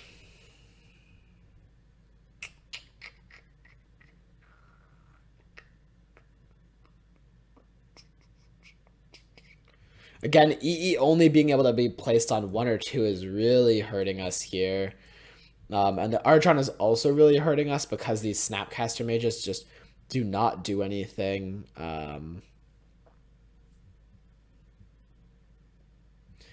So let's see, they put in Batter Skull. They're attacking us for a lot, but we can block the Batter Skull.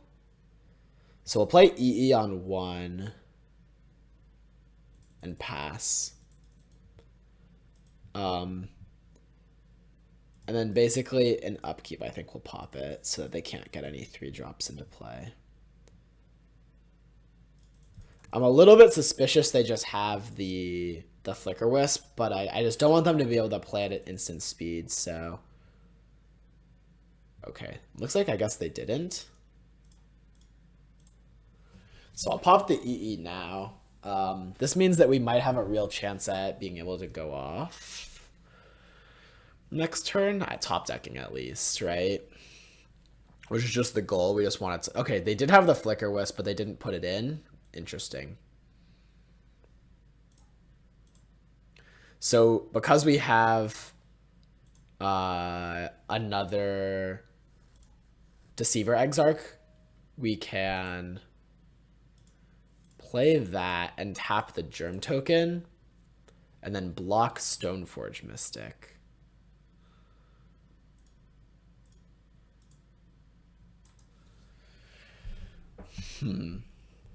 Twin is Cherry Waiting Room? No shot.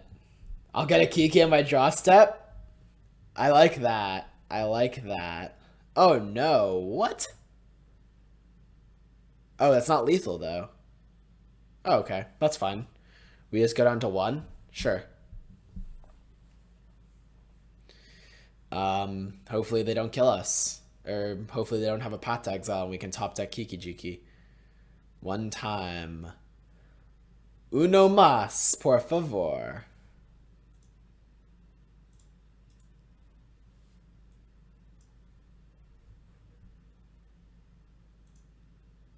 Oh, I actually had a really good feeling, but not quite there.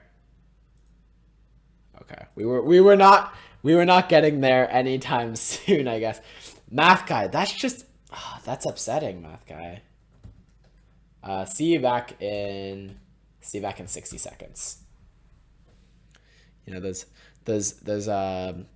moves, they just can't go unpunished, you know? I'm sorry. I truly feel bad, sort of. Not really, but yeah. Okay, we'll run it back. I don't know, you know? I guess the Archon is just really, really good against us.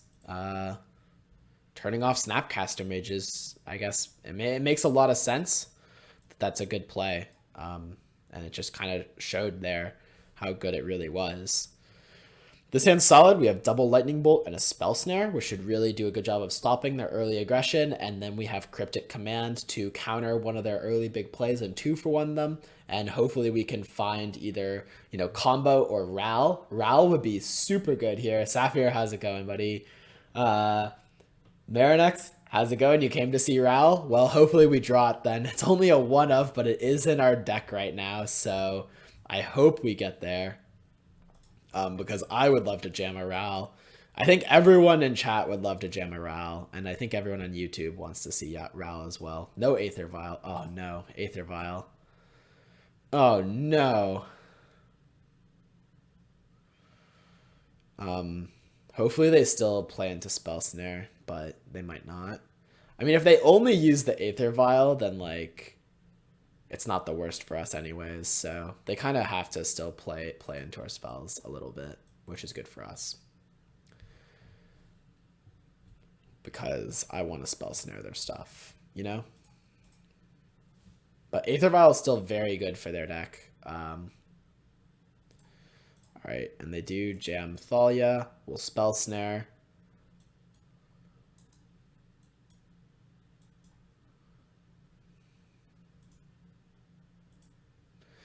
Play the Riverglide pathway and pass.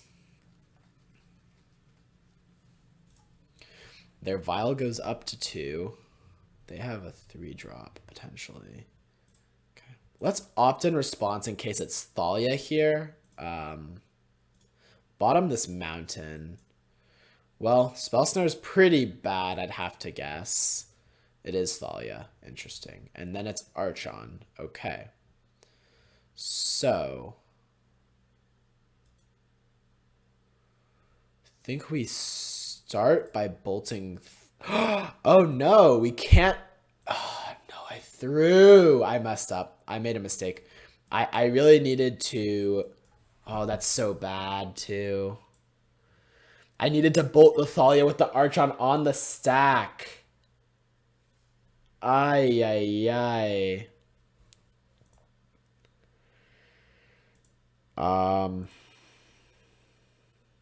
Okay.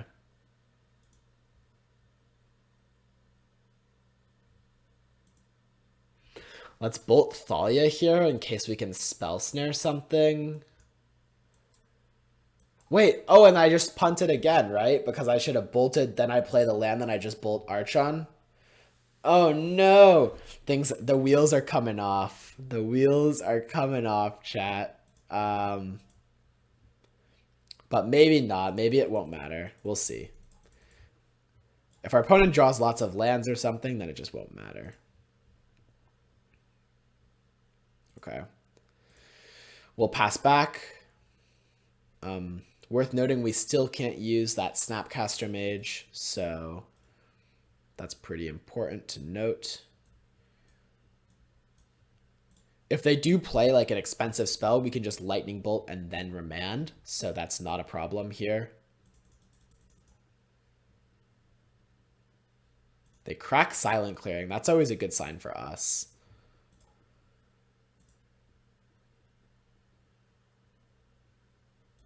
We'll take 2.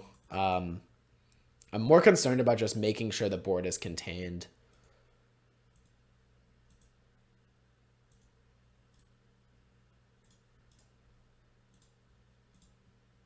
We'll bolt the Archon. They could have Flicker Wisp. Oh, it's just so hard to play around Flicker Wisp, though. That's so devastating, too. Well, I guess we get to Snapcaster Mage here. And remove the Flicker Wisp.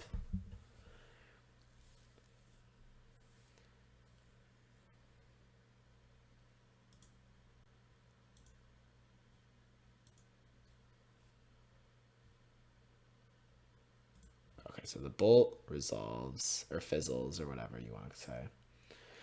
Then we'll Snapcaster Mage.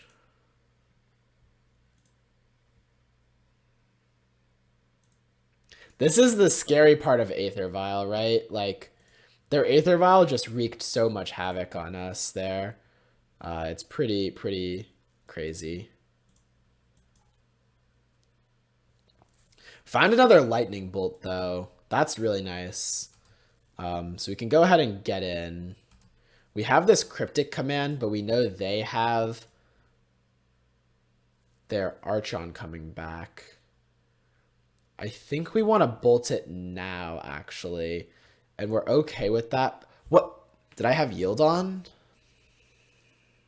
Well, now they have Flicker Wisp up again. That's frustrating. I think I had did I not have an end step on? I don't know. Okay, well, we can counter this. Counter target spell.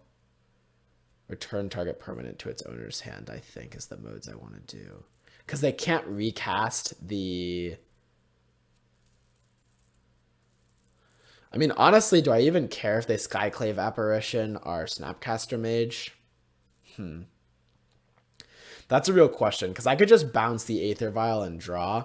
The fact that they're playing this means they have another Flicker Wisp, most likely. So I really want to... I really want to do something about that here. I could counter and bounce Aether Vial. I think that's the best play. They can't even replay it because of the counter target spell. They can't even replay it this turn. So this seems very good for us. If they do have the Flicker Wisp, then they have to decide if they want to put it in now. My guess is they will put it in, unfortunately, but it's just going to be a good clock Nothing much more than that. I guess they can bounce the Archon here so that they're able to replay their Aether Vial. Or they could just reset a land. That's totally fine with me. I'm actually very happy about that. I think that was a mistake from them. Huh. Okay. So that land re-enters play. Our life total is getting a little bit under jeopardy, but nothing we can't manage if we're able to draw something like Ral here. That could be big time. If we're able to do something like stabilize the board next turn by like bolting their Archon and then remanding, that could be very good for us. I should have attacked with Snapcaster as free because they don't have any creatures anyways. Giver of Ruins would be their one spell for the turn. The issue is if I bolt and then remand now, then they get to replay everything in their hand. So I think I'm just... But I really want the card, right? I just like really want to be able to jam Ral next turn. Yeah, I think I need to... Oops. Yeah, wait. I need a bolt. Well, I mean... I think it's very possible they have another spell, right? So I think we'll just let this resolve.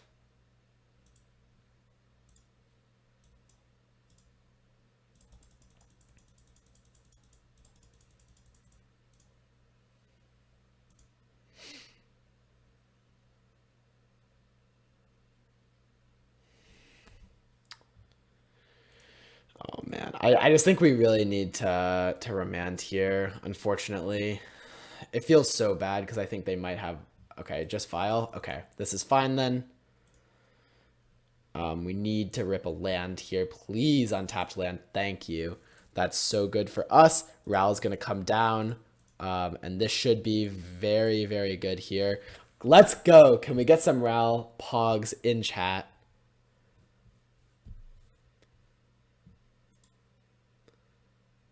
-3 on the Flicker Wisp. And we'll leave Snapcaster Mage back on defense just to make sure there's no cheeky attacks coming through. I have to assume that their hand is maybe clogged with 3-drops. Or it could just be all lands at this point. So either way, not looking too bad. Skyclave Apparition can't exile Ral. Ral costs 5 mana.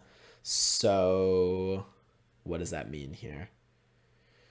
We need to find something off the Ral activation. Ral looks at 2 cards, so it has a very good chance of finding something relevant, but we do need to find something. They do choose to attack with the Giver of Ruins, which means Lightning Bolt to remove Apparition would be very good here, because it would also give us a 2/2. Okay, please don't whiff.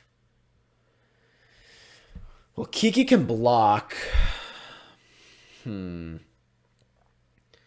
But they can just Giver of Ruins it through. So the options are we take Kiki here, or we could take the Reflecting Pool and draw 2 with Archmage's Charm.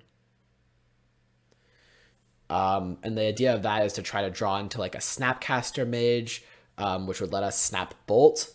Something like that. Get in there with Goblin Guide? No shot. Kiki is kind of nice because maybe we just might end up comboing this game. And Charm Draw 2 still can find some stuff, but just not nearly as much.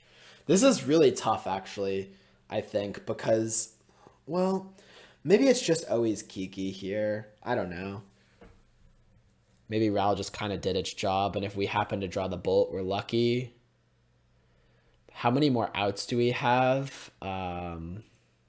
Well, we've already used 1 Snapcaster Mage. We've already used 3 Lightning Bolts. So we have 1 Flame Slash, 1 Lightning Bolt, 1 Abrade, 1 Magmatic Sinkhole that we'd be drawing towards.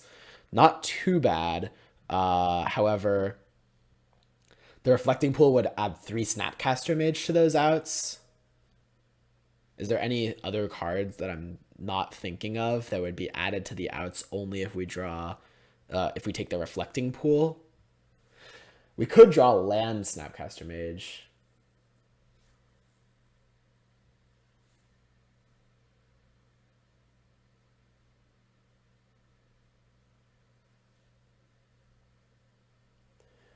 Twin he can protect? What is that? What do you mean? I'm so confused. What do you mean he can protect? Snapcaster Mage targets Lightning Bolt, which kills Skyclave Apparition right now. No, Kiki is just if we're going to go for the combo in the future, Jacob. I understand, guys. I understand. I'm just trying to think. I think I'm going to take the Kiki here because I'm already drawing 2 cards, right? So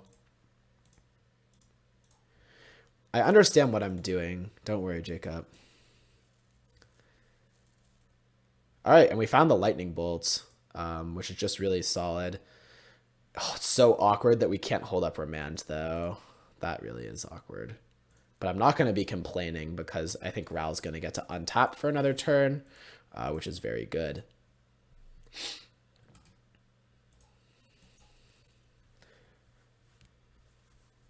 Where is our Snapcaster whitelisted? Dude, I don't think that's whitelisted, honestly. I think that Kiki's the right card to take there. Like, if we just draw... they have a 3-mana spell, another Apparition. Can they take the token? They can. Can you Apparition an Apparition token? I think it's a non-token card, right? Yeah. Okay, so they can't even take the other token. So that's just a naked Apparition coming down here, which is not very scary, I'll be honest with you. You know, Jace the Mind Sculptor gets exiled by Skycave Apparition, but Ral Izzet Viceroy says, no, I cost too much, and it's pretty sweet. We have to play a little faster. There's the Snapcaster Mage, but not soon enough, or not. Wait, no, that's not what I'm trying to say. I don't know what I'm trying to say, honestly. So yeah, I'll just be quiet, I guess. We'll go ahead and Flame Slash the Giver of Runes.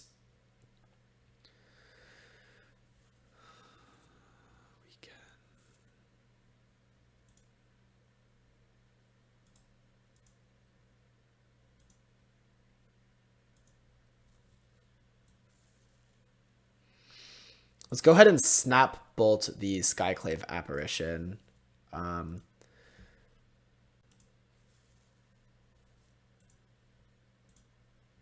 The reason being, I just think a clean board, just we win so easily with Ral. I guess we already had the trade on board. That's like pretty aggressive, considering they could have something good here, like Stoneforge Mystic off of the Aether Vial. But it just kind of seems like they didn't, because I think anything they would have had, they would have played out. I wonder if there's going to be trying to clock us here. It's possible. We should probably play fast, for sure. Batterskull. Okay, we'll Remand. F6. Plus Ral. And Ral was insane this game. Not disappointed by Ral. I'll say that much.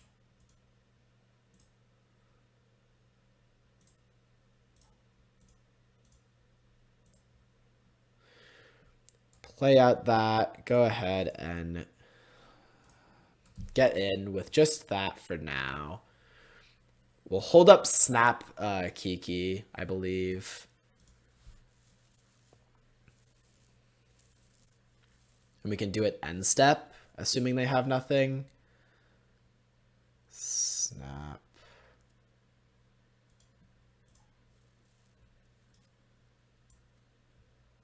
He's gonna they path the Kiki-Jiki. Okay. Understandable. We'll get that. Snapcaster Mage copy can... Actually, we'll just target Opt here, right? It's just an easy Opt because we already have the Spell Snare in hand. Oh boy. We actually might clock, though. We do need to play faster.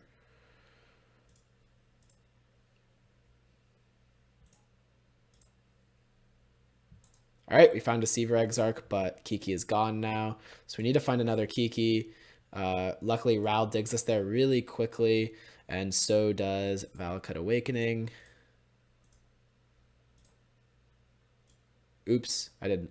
Oh my goodness, this is not. Oh wow, my misclicks are just going crazy right now. None of this is what I meant to do. I swear. That's fine. We'll go ahead and get in. Our opponent's last card is Batterskull, right? We just know that. So nothing to be too concerned about here.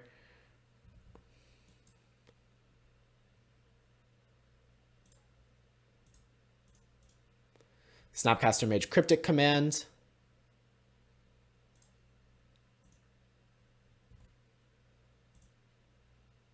Counter target spell, draw a card.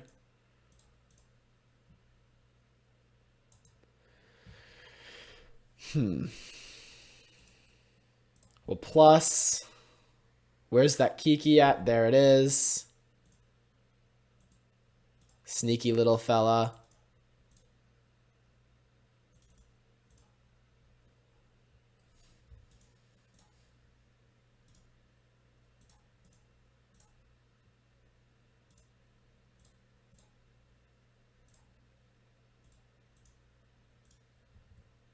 All right, let's see how fast we can go.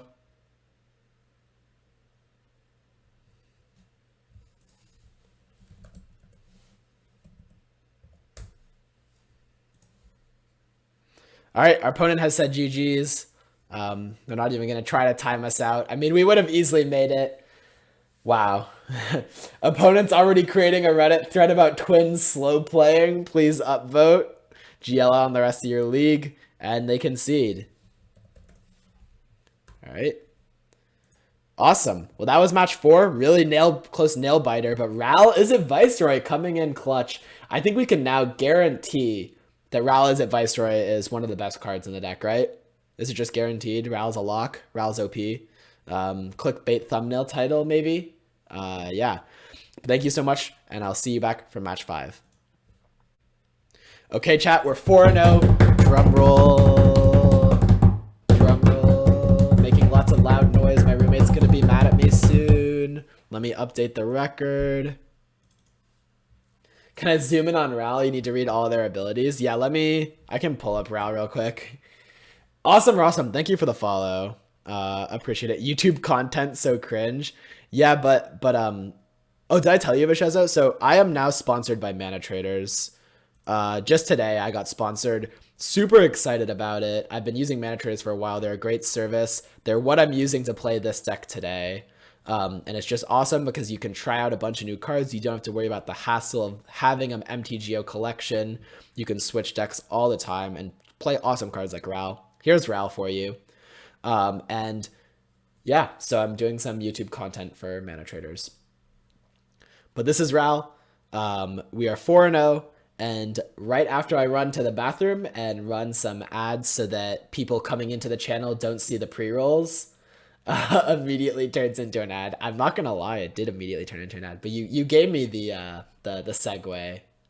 That wasn't planned, by the way, chat. I swear that wasn't planned. Yeah, exactly. Like it's marginal income, guys. It's really for you. I'm pretty sure my discount code is code free twin. So if you're a twin fan, I mean, you're obligated to use my code. Not actually. And but I do highly recommend Mana Traders, sincerely. Even before I was a sponsor, I recommended that. So that's it. Let me maybe pre-roll. Will it run an ad? DLC, thank you for the follow as well. So if I run this ad, oh, it's running the ad, I think. Well, okay. I'll be right back.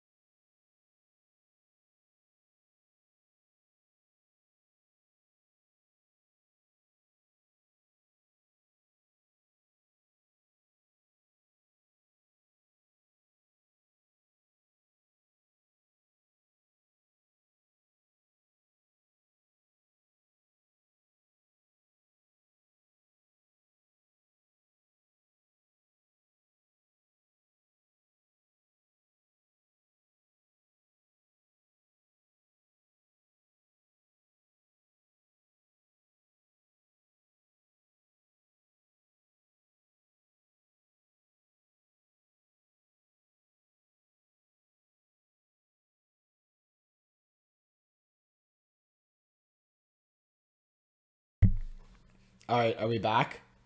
Or is there still an ad break? I actually don't know. I don't even know how the ad breaks work. I was just told that if you run ads, then like new viewers coming in don't have to watch the pre-roll ads, which is really good for new viewership because people don't like ads when you're coming in. So thank you guys for bearing with me through that. And now let's play the fifth match of this league. See if we can clutch the trophy. That'd be pretty awesome. The 4-1 dream is live? No, no shot. It's the 5-0 dream or bust. Yeah.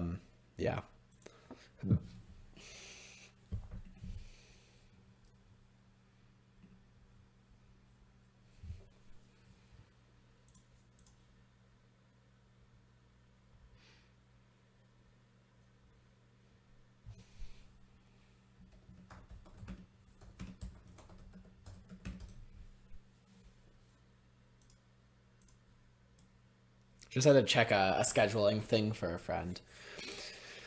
All right. Whew.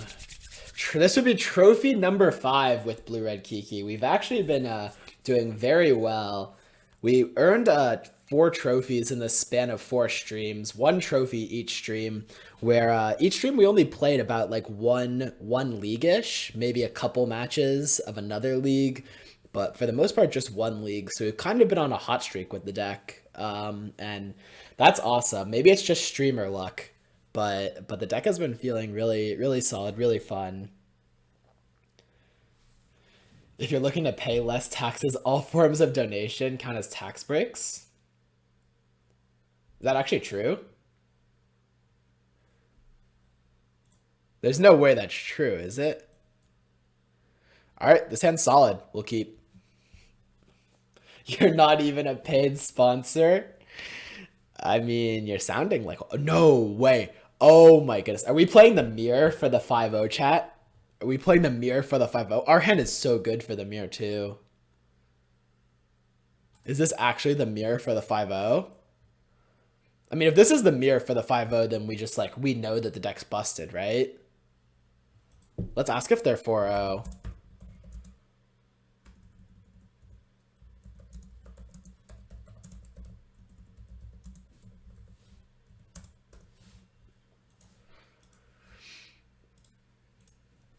So we lead out on the island. You always want to hold your river glides for as long as possible. Crackling Drake is interesting because it's a sorcery, but it is kind of sticky unless they have the flame slash, right?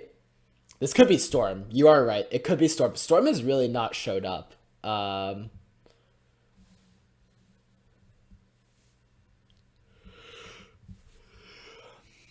Oh, they're 3-0. They're 3-0, and I think it is the mirror. Storm has not been showing up recently. How do we feel about Crackling Drake chat? I'm going to put it on top just because we have Remand and we have the Snap Serum Visions. So I think we're going to get to see a lot of cards here, which is pretty sweet. Ooh, it's got a little chilly. Little shivers, little 5-0 shivers. Yeah, this is the mirror. They just played a Valakut, the Awakening. Okay, well, that's awesome. Really exciting to see the mirror, you know?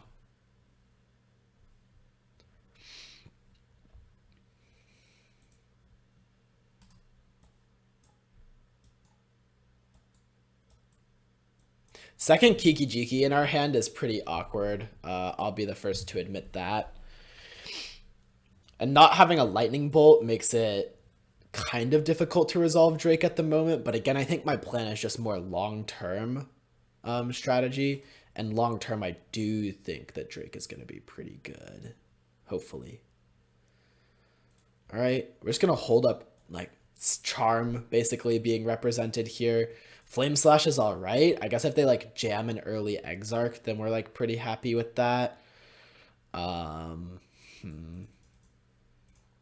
Flame Slash also cleans up their own Crackling Drake, though they would 2-for-1 us off that exchange.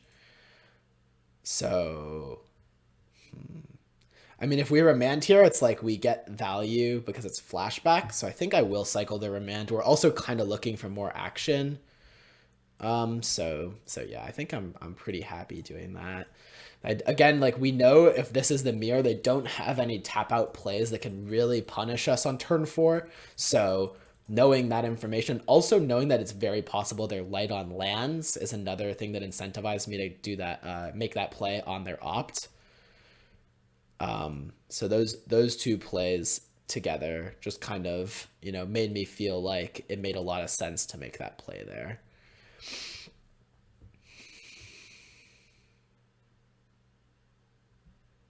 All right, well, I guess they're not light on lands because they have been making land drops. And now we might be the one missing land drops. Concerning. Very concerning. So I kind of want to cryptic this. Here's the reason why. Serum is not bad, but also the worst they can do to us here is remand our cryptic, right? And if they remand our cryptic, sure, they kind of got us. But remand is always going to be pretty good in the mirror. And maybe we can just jam Drake next turn then, and without much fear of them countering. The other option would be Snapcaster remand, but that's just not nearly as good. And I just don't think they're going to be making another play necessarily this turn. So I kind of like just forcing the action and see what happens. They might even just let it resolve because they're like, sure, you can cryptic my, cantrip. You're stoked for this goblin guide entering the battlefield. Yeah, I guess. I guess if they actually, the real risk there was they remand their own Serum Visions, right? It's not remand our cryptic. So given that, that was a pretty aggressive play by us that ended up working out in our favor, but, wouldn't have always. So I guess we got a little bit lucky in that sense. Okay. We kind of have to just pass here because if they have Deceiver Exarch, then we need to still have Lightning Bolt up. But yeah, so yeah.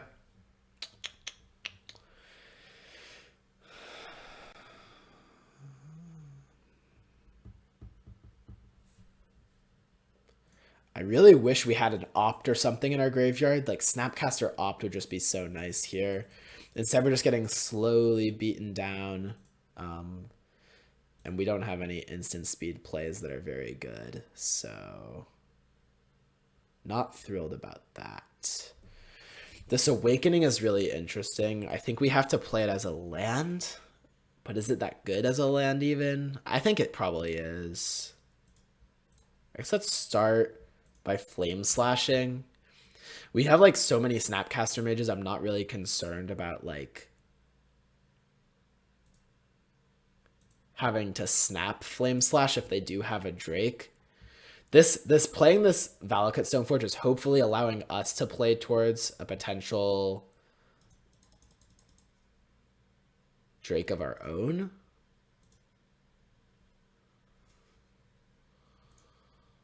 Another Serum.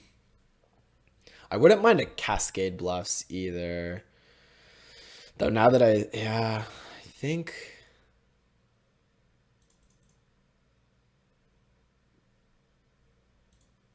we're just supposed to do this. I think that just hitting land drops is so important here. We have so many good plays in hand, and we're up on cards on our opponent. I don't know when that happened, but do they just have more lands than us in play? 7 versus 7? No, we're just like up 2 cards on them, so we just need to leverage that and turn it into a victory. So as long as we play very patiently, then we should be in decent shape.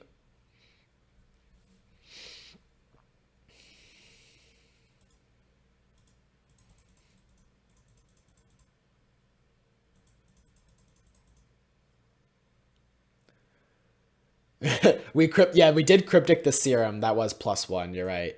See, that play was so good. I'm definitely not being results oriented in saying that play was so good. And this Drake is just really awkward. I just never want to jam it, basically.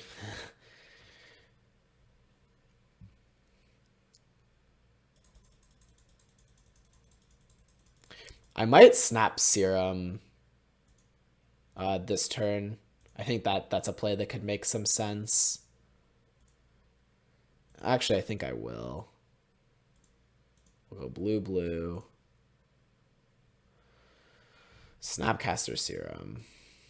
I mean, they may have Spell Snare, in which case I guess it's whatever, but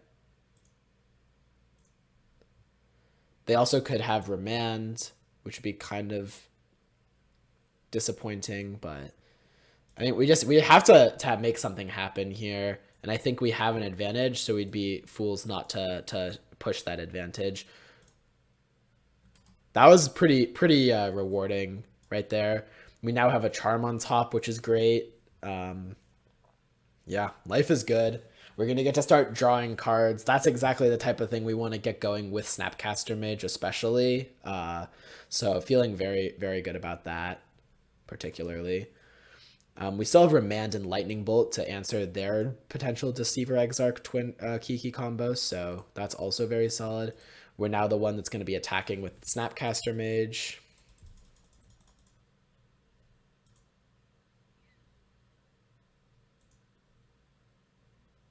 Probably should have drawn 2 on our turn, just because hitting land drops is so nice, but there are upsides to making either play, so I'm not going to say what we did was completely wrong. I just think that we could have, you know, maybe considered a different line.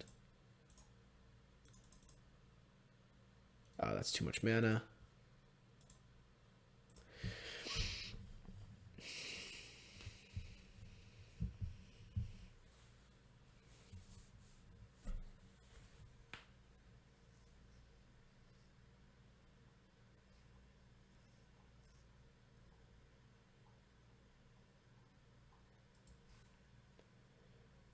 Do I plan on playing Paper Magic once we're freed? Yes, I do. I definitely do.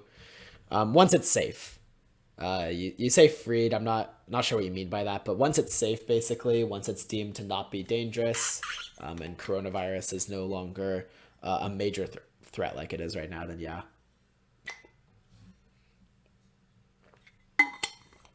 I would love to.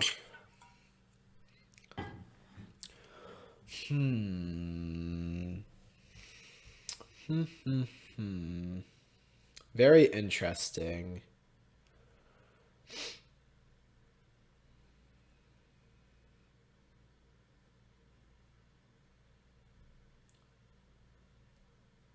I think we untap.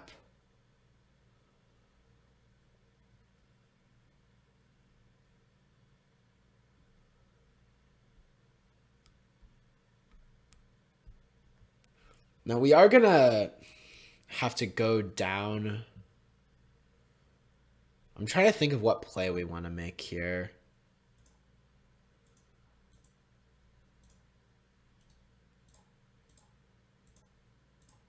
We'll go for a Deceiver Exarch and untap one of our lands, then just pass back. And if they have the Flame Slash, it's actually okay now because we do have the second Deceiver Exarch. Going to discard just feels kind of bad. I guess we should have obviously gone to combat first here. I'm not sure if that would have affected what they did or not, but always good to attack first unless you have a real reason. Hey, Maxi, how's it going? We're playing for the 5-0 right now, and we're playing the mirror. This is game 1. It's kind of crazy.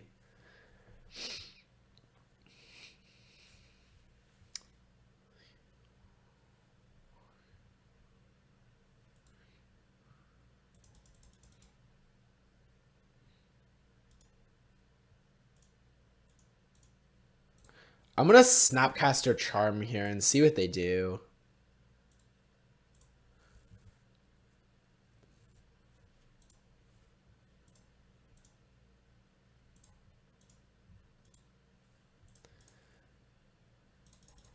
It will draw us back up to 9 cards again, but I have a feeling they're going to go for some type of play. They go for their own Deceiver Exarch. Very interesting. Okay.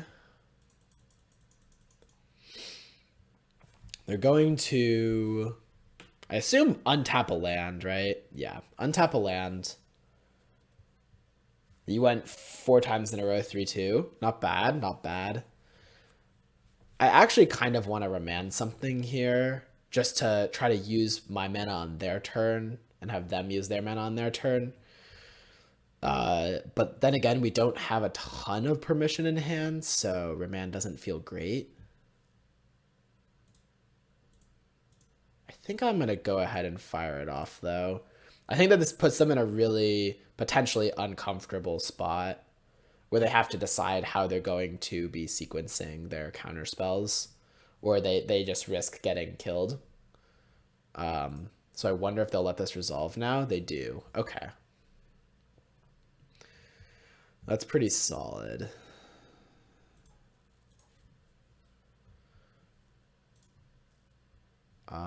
Cascade Bluffs can go on top.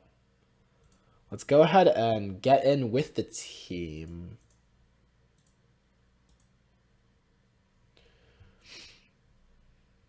They have no blocks.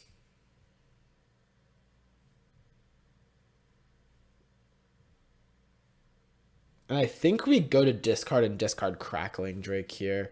It could be correct to just jam it. I'm trying to think.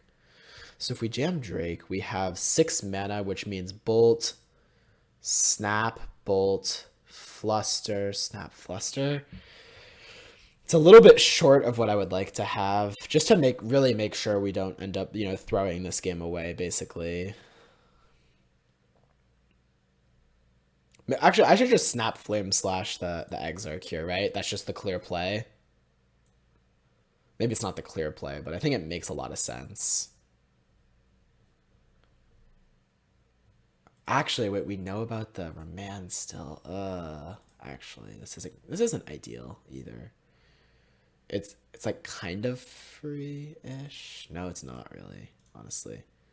Yeah, this play is not ideal. Actually, I'm not sure I'm a big fan of this. You wish you had my Oops. You hit Tron 3 times. No, Vashezo. Rip. Monka S.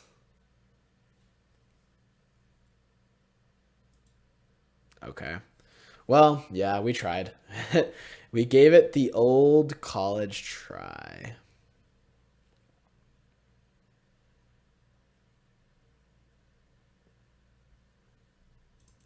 Them going to combat is music to my ears because it means we're not just dead.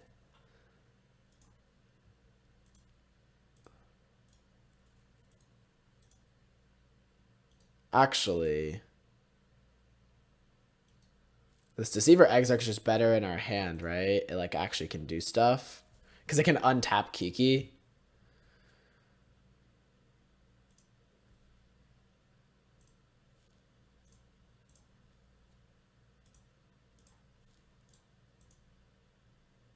I'm feeling like it's go time.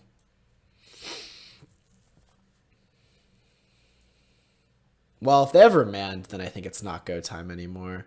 Yeah, I think we back down here and just go ahead and get in with our creatures again. We obviously can't play again. Like, it's just too much. The tempo swing. Could have Snap Vision, then had a Snap Slash for next turn. Maybe. I think they're going to Remand either way, is the truth. So...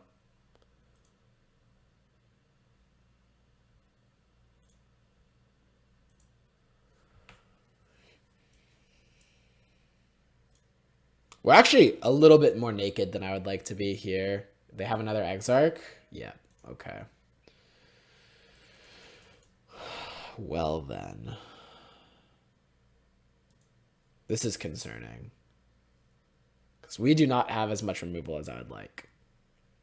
And our Flusterstorm is only a soft counter, which means that it might not even be enough. Wow, losing this game would be so brutal. But it definitely might be happening here.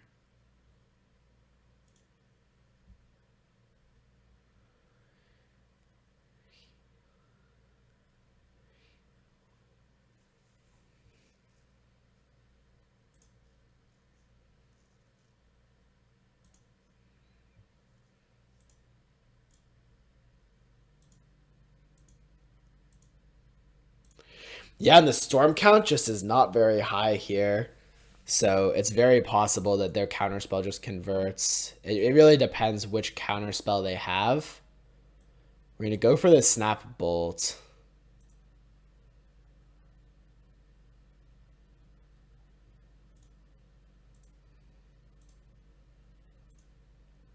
What do we even counter here?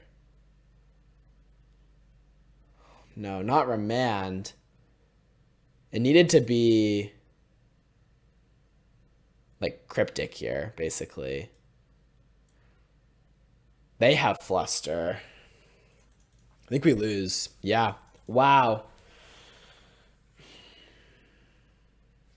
Yeah, I think I threw. I threw. I could have actually. I could have killed him with Snap Bolts. You're right. I just like totally messed up. Wow. That's so bad. I threw the game. All right. That was really bad of me.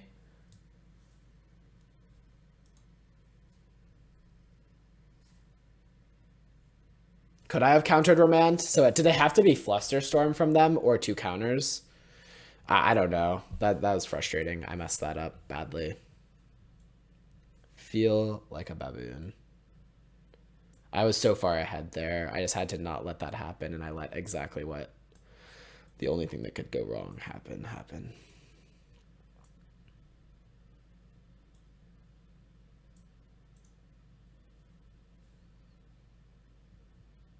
All right. I think it's minimal boarding. Why didn't we fluster the fluster? Because they could just pay for specific copies. Because they had like 3 mana.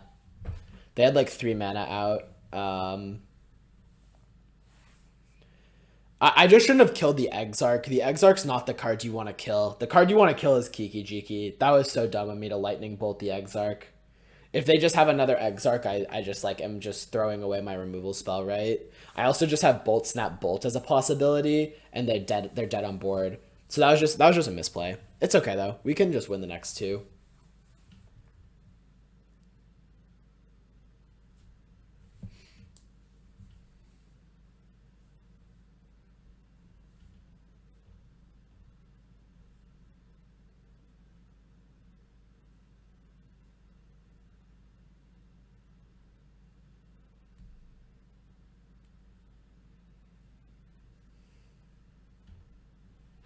That was a pretty late punt edition, Como.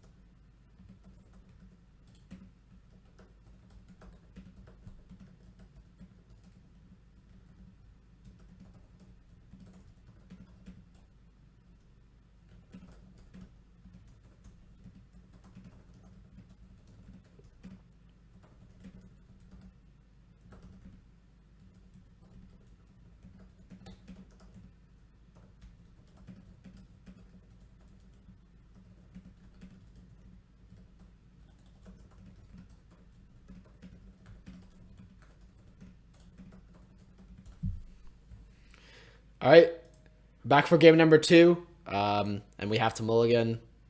All right, this hand is keepable. I think we're just bottoming a Kiki-Jiki pretty obviously, and we'll go from there.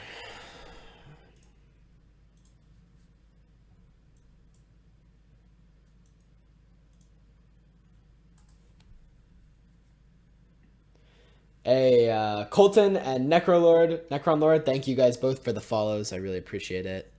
They brought in Relica Progenitus. Interesting. I'm not sure how I feel about that. I guess it's all right.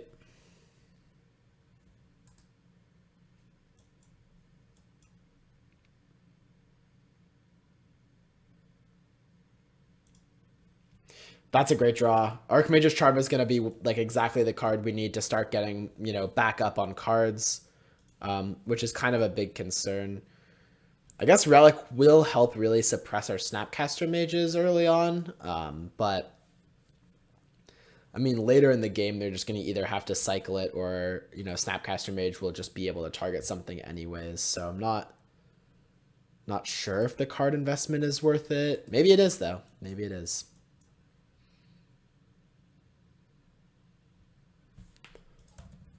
All right, so they opt.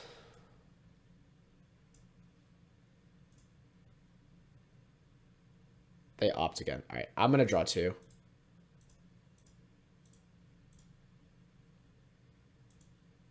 There's nothing they can have that punishes us here. Unless their list is, oh no, that's so devastating.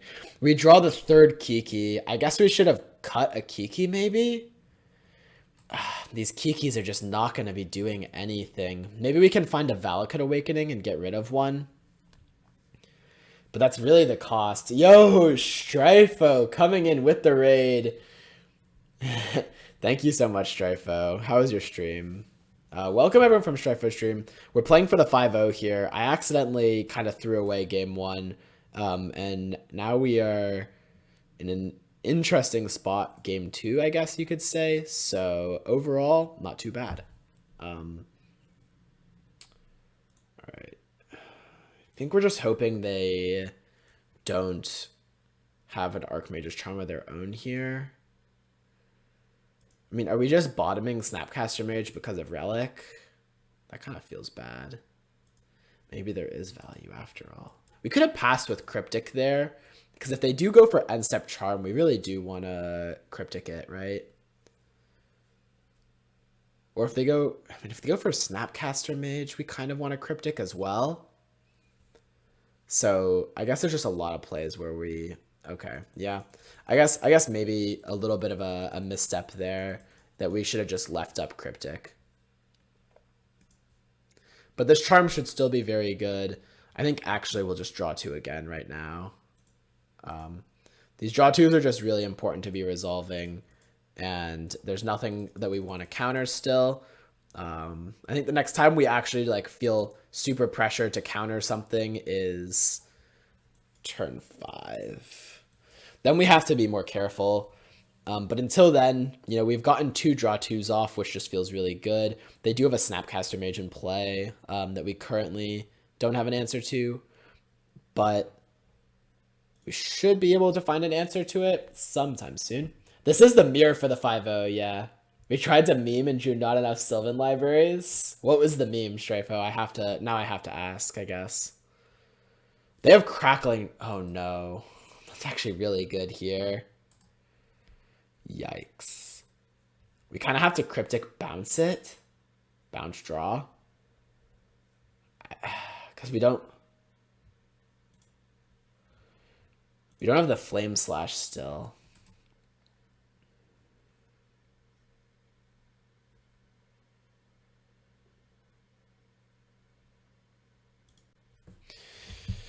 Yeah, I think we have to bounce draw.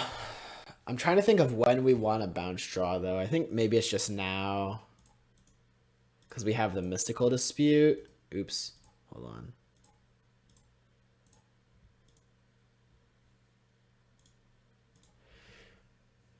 And then hopefully they like replay it and we can just dispute it.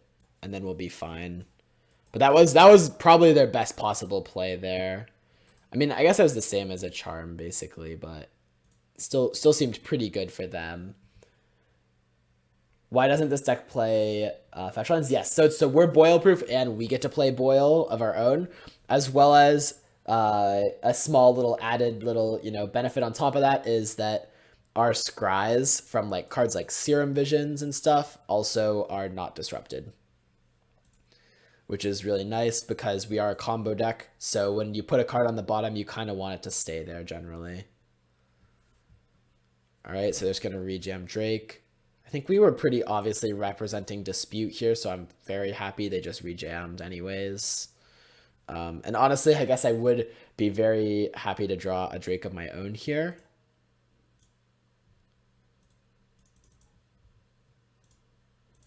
Not too unhappy with Riverglide Pathway, though. That's a pretty good one as well. Or not Riverglide, Spell Snare, sorry. Riverglide Pathway is Not bad, but not something I'd be like jumping for joy. Spell Snare is actually very good because it counters some of their most effective cards like Snapcaster Mage and Remand. So that's always solid. Of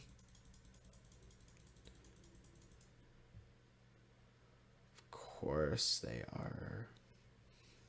All right, I think we let Serum resolve.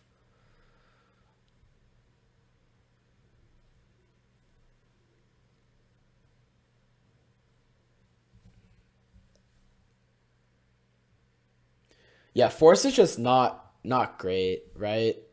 Like the issue with Force is that we never really tap out.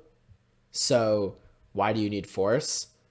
But also like Force is card disadvantage, and we're a pretty like, card light deck in general. Our biggest source of card advantage is just Archmage's Charm. That's basically it. I guess Crackling Drake technically as well. So because of that, you just like don't really want those cards nearly as much, if that makes sense. Like a Force of Negation, you just don't really need it. You can play Fluster Storm, Dispel, those types of things. Man, oh, I can't believe we lost last game. That feels so bad. I think we have to bolt the Snapcaster here.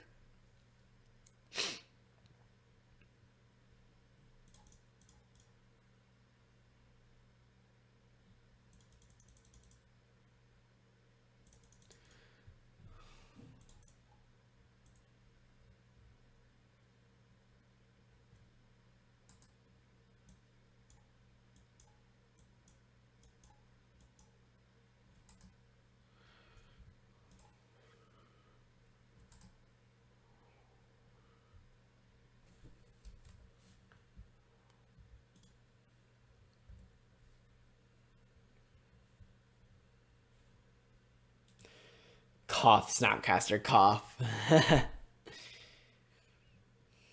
Yeah, Snapcaster is a source of card advantage. That's fair.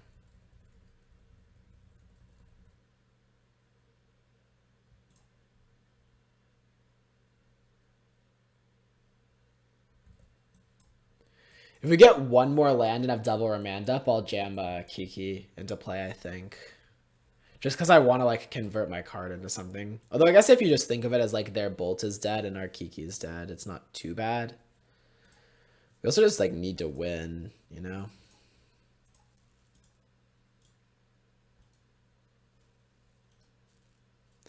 Come on, I'm lagging.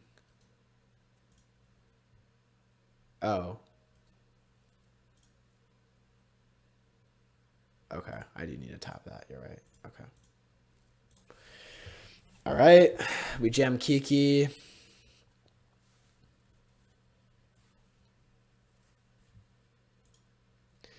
Goblin Guide, go.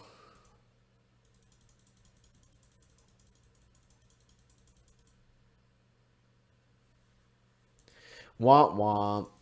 We tried.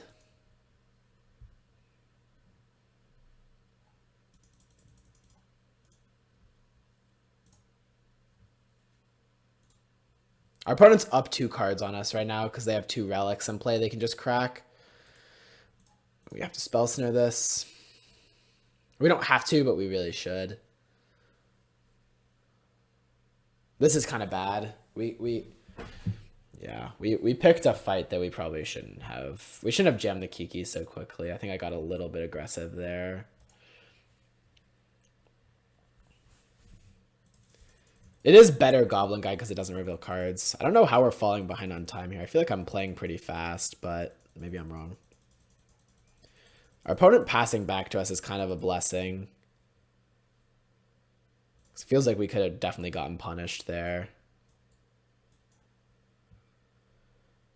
We have 10 lands and they have 8, so that's actually... Okay, so we're not down too many cards then, right? They have 10, we have 10, so we're just down 1 card, basically. That's just Cryptic Command covers the spread. We've also already gone through 2 Kikis. Who knows how many Kikis they have stuck in hand, right? Butt spot firing again. My invitational butt failed. Yep. Yep.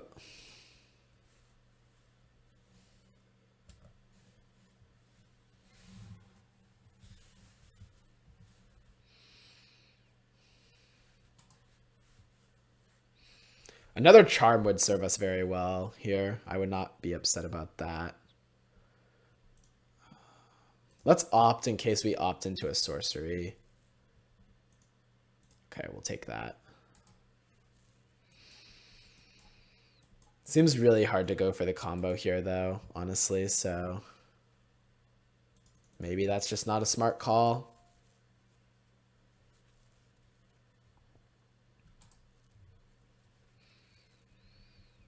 I can't believe they still haven't cycled a relic. I guess they must be trying to preserve their own graveyard. Really interesting, though.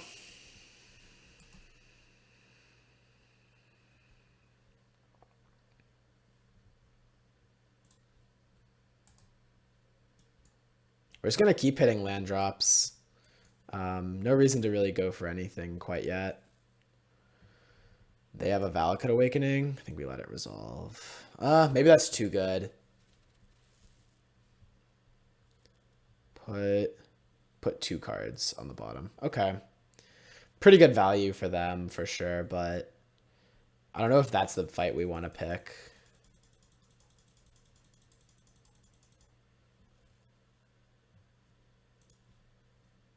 I mean, we're just going to keep hitting land drops, which feels really good. That's for sure.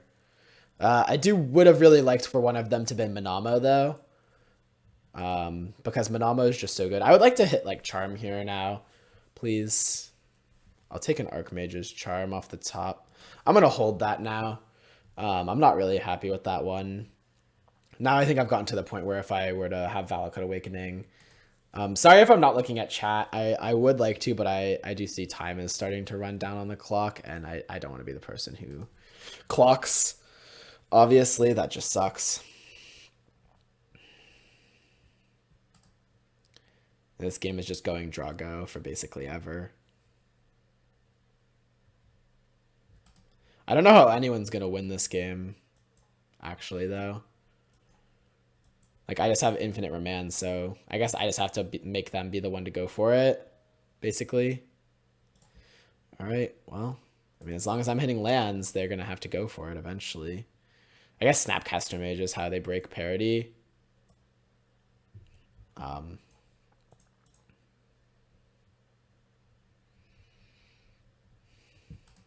they're going to have to go to discard now.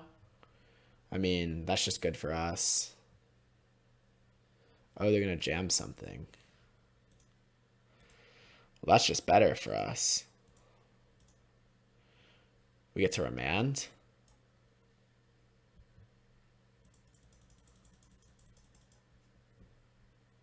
They lightning bolt us.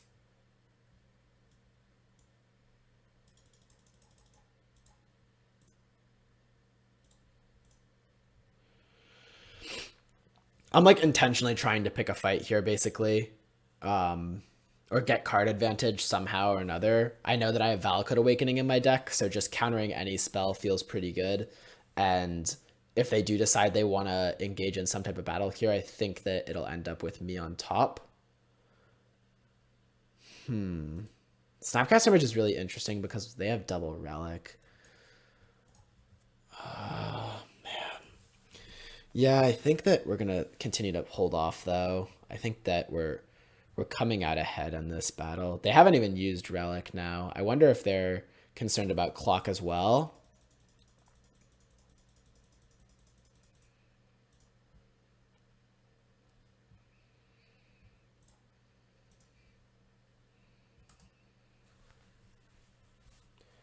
Opponent wins this game by depleting my clock to 0. Well, they're not depleting my clock to 0. Their clock is the one that's being depleted to 0 faster. I guess relic is really annoying in terms of clock.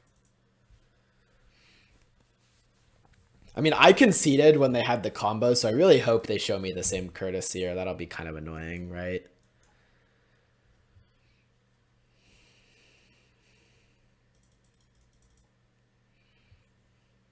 All right, and they do go to discard this time.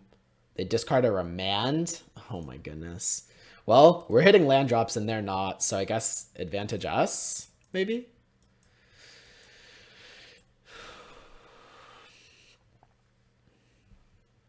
They go to discard again. Just another card, Ether Gust. Now we would be going to discard. Huh.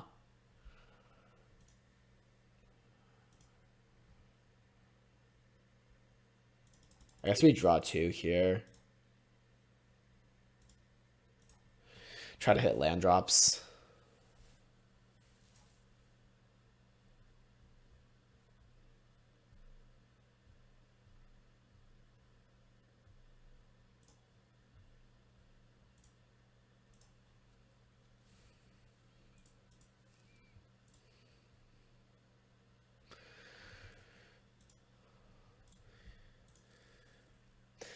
I mean, we're going to discard the lightning bolt, so I think that it's okay to do that. Maybe that's not smart, though.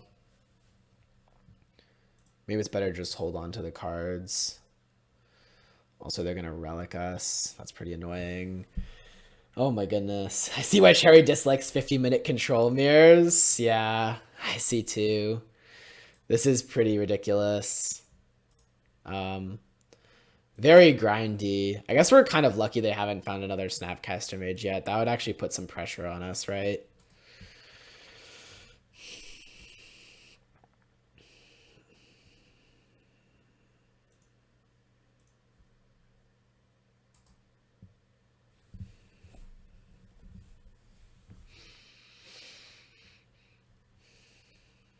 Is there going to be like a situation where just like one of us decks? Is it just going to be us? Are we just going to deck?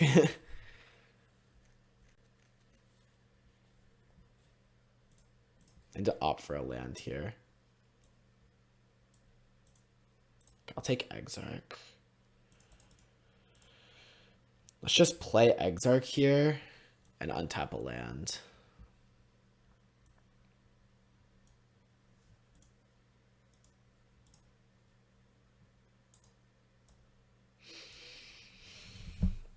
Then we'll F6.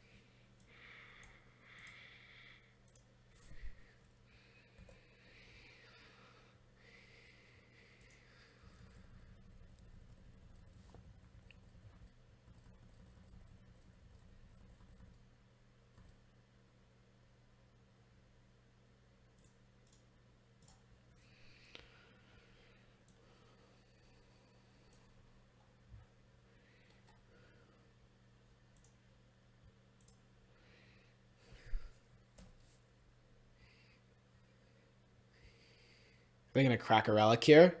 Okay, we finally got through one relic. Finally. Took us long enough. Then they opt, sure.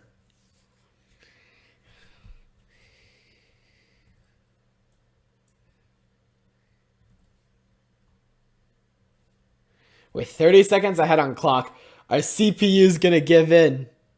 Our CPU's gonna give in. No. They bolt Snappy.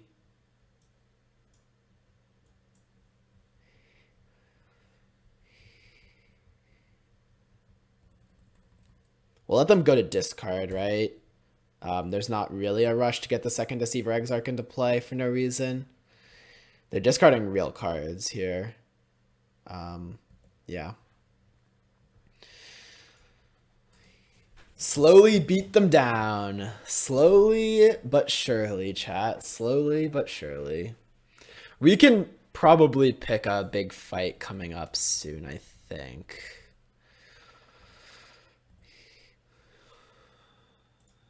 For now, we'll just play another Exarch.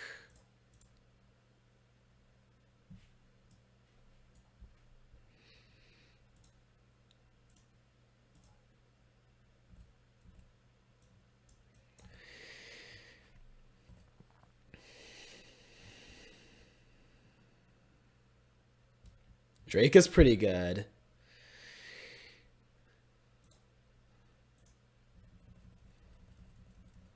Especially because they've been discarding Remands, right?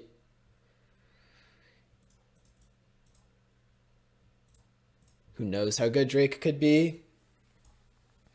Maybe we should have done this pre-combat to make them more afraid of Kiki combo, right? If they have a Remand here, we just have to let it resolve. Drake resolves. Wow. Oh, boy. They're really making me tempted to... I mean, this is a must answer, right? So... that's pretty good for us. We put a must answer into play, and they now have to spend mana on their turn to answer it, potentially.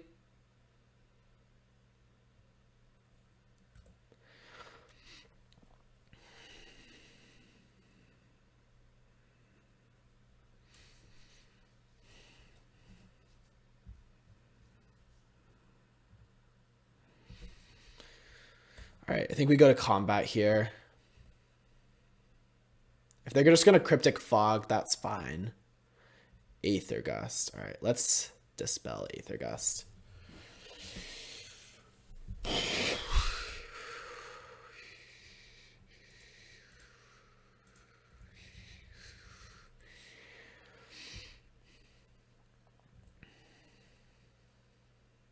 All right, it looks like they have nothing, so we're going to game 3.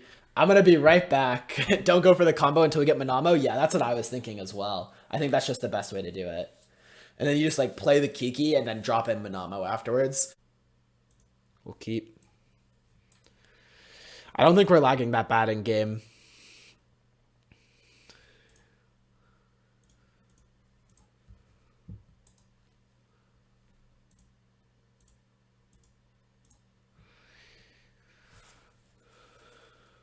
Relic is yeah, I was thinking that, but that's kind of cheesy, right?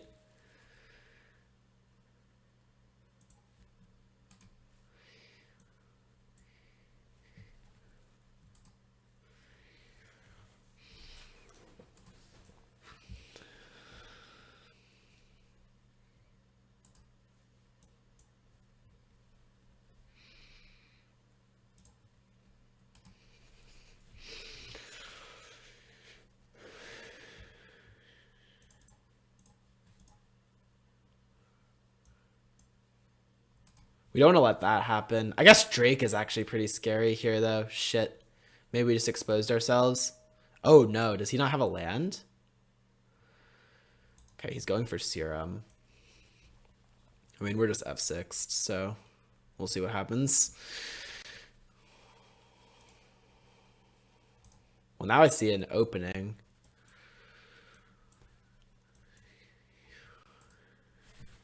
I should not do this.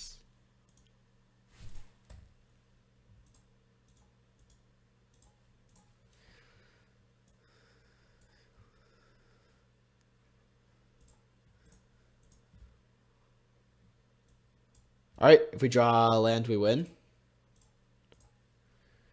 Or red land. Untapped red land, and we win. Nope. Okay. Well, we tried. I actually think we're supposed to definitely jam the charm here.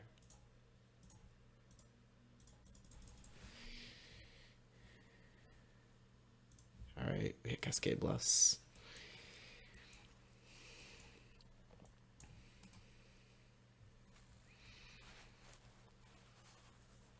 They go to clean up. I really think we can overwhelm them here. I think we can actually just win legit. Just like Deceiver Exarch, tap their land, right? Then we have Dispel up. I think we remand this again. We don't want to let him hit land drops if at all possible. And then end step. Deceiver Exarch, tap Cascade Bluffs. They shouldn't have anything. Pog Champion. What could they have here?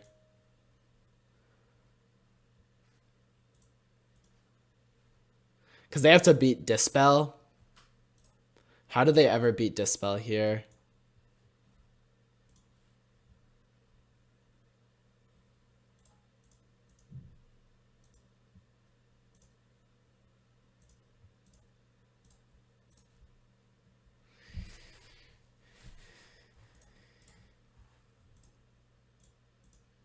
They might have Gust.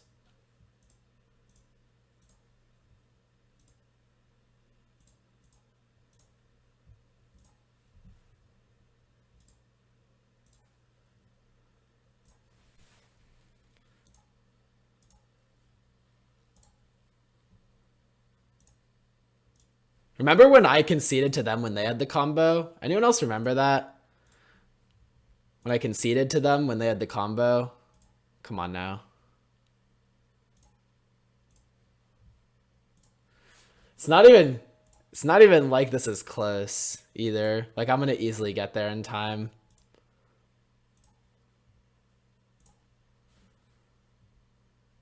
Unless my computer just freezes.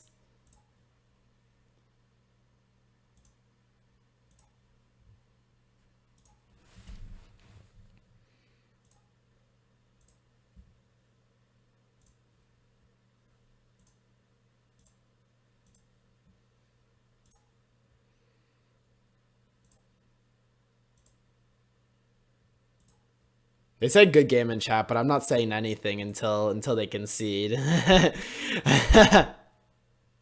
We've all seen that tactic before. We have how many? We have 7, 9.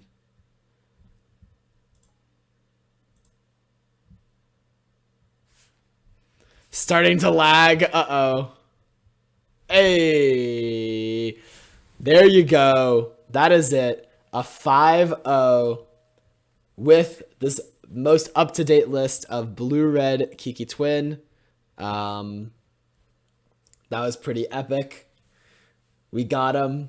The 4-1 dream is alive thanks to our handy Intel Core i3 processor. Yep.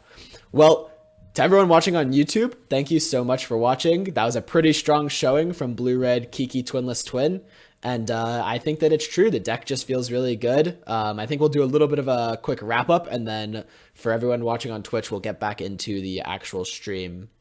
So yeah, let's go over to the deck and talk about what was good, what was not. I think Alpine Moon was not good. It was experimental. I'm not a huge fan though. I think we'll just stick with Boyle for now. And continue to try to figure out a better plan for the Uro matchup. But, you know, we kind of saw in the Uro matchup, it looked like it was hopeless. Turns out sometimes the best plan for the Uro matchup is just to jam and pray, right? So if you missed that one, you have to go back and watch it because that one was insane. But yeah, the really crazy matches, really close games, super fun time. And we end up getting the 5-0. Yeah, other than the Alpine Moon, everything feels pretty solid. I'm really happy with all the numbers. And I don't know if I'd change a thing right now. I think that the Boil mana base feels really good. I do think in the future we will be trying a Mystic Sanctuary Fetch Shock mana base with this deck and see how that feels. I'm still pretty concerned about getting boiled as well as not being able to boil, but Blood Moon is not bad. So Blood Moon's something we could mess around with. It's pretty good against the Uro decks and Titan. So there are pros and cons. So make sure you subscribe, and I will see you guys in the next video. Peace.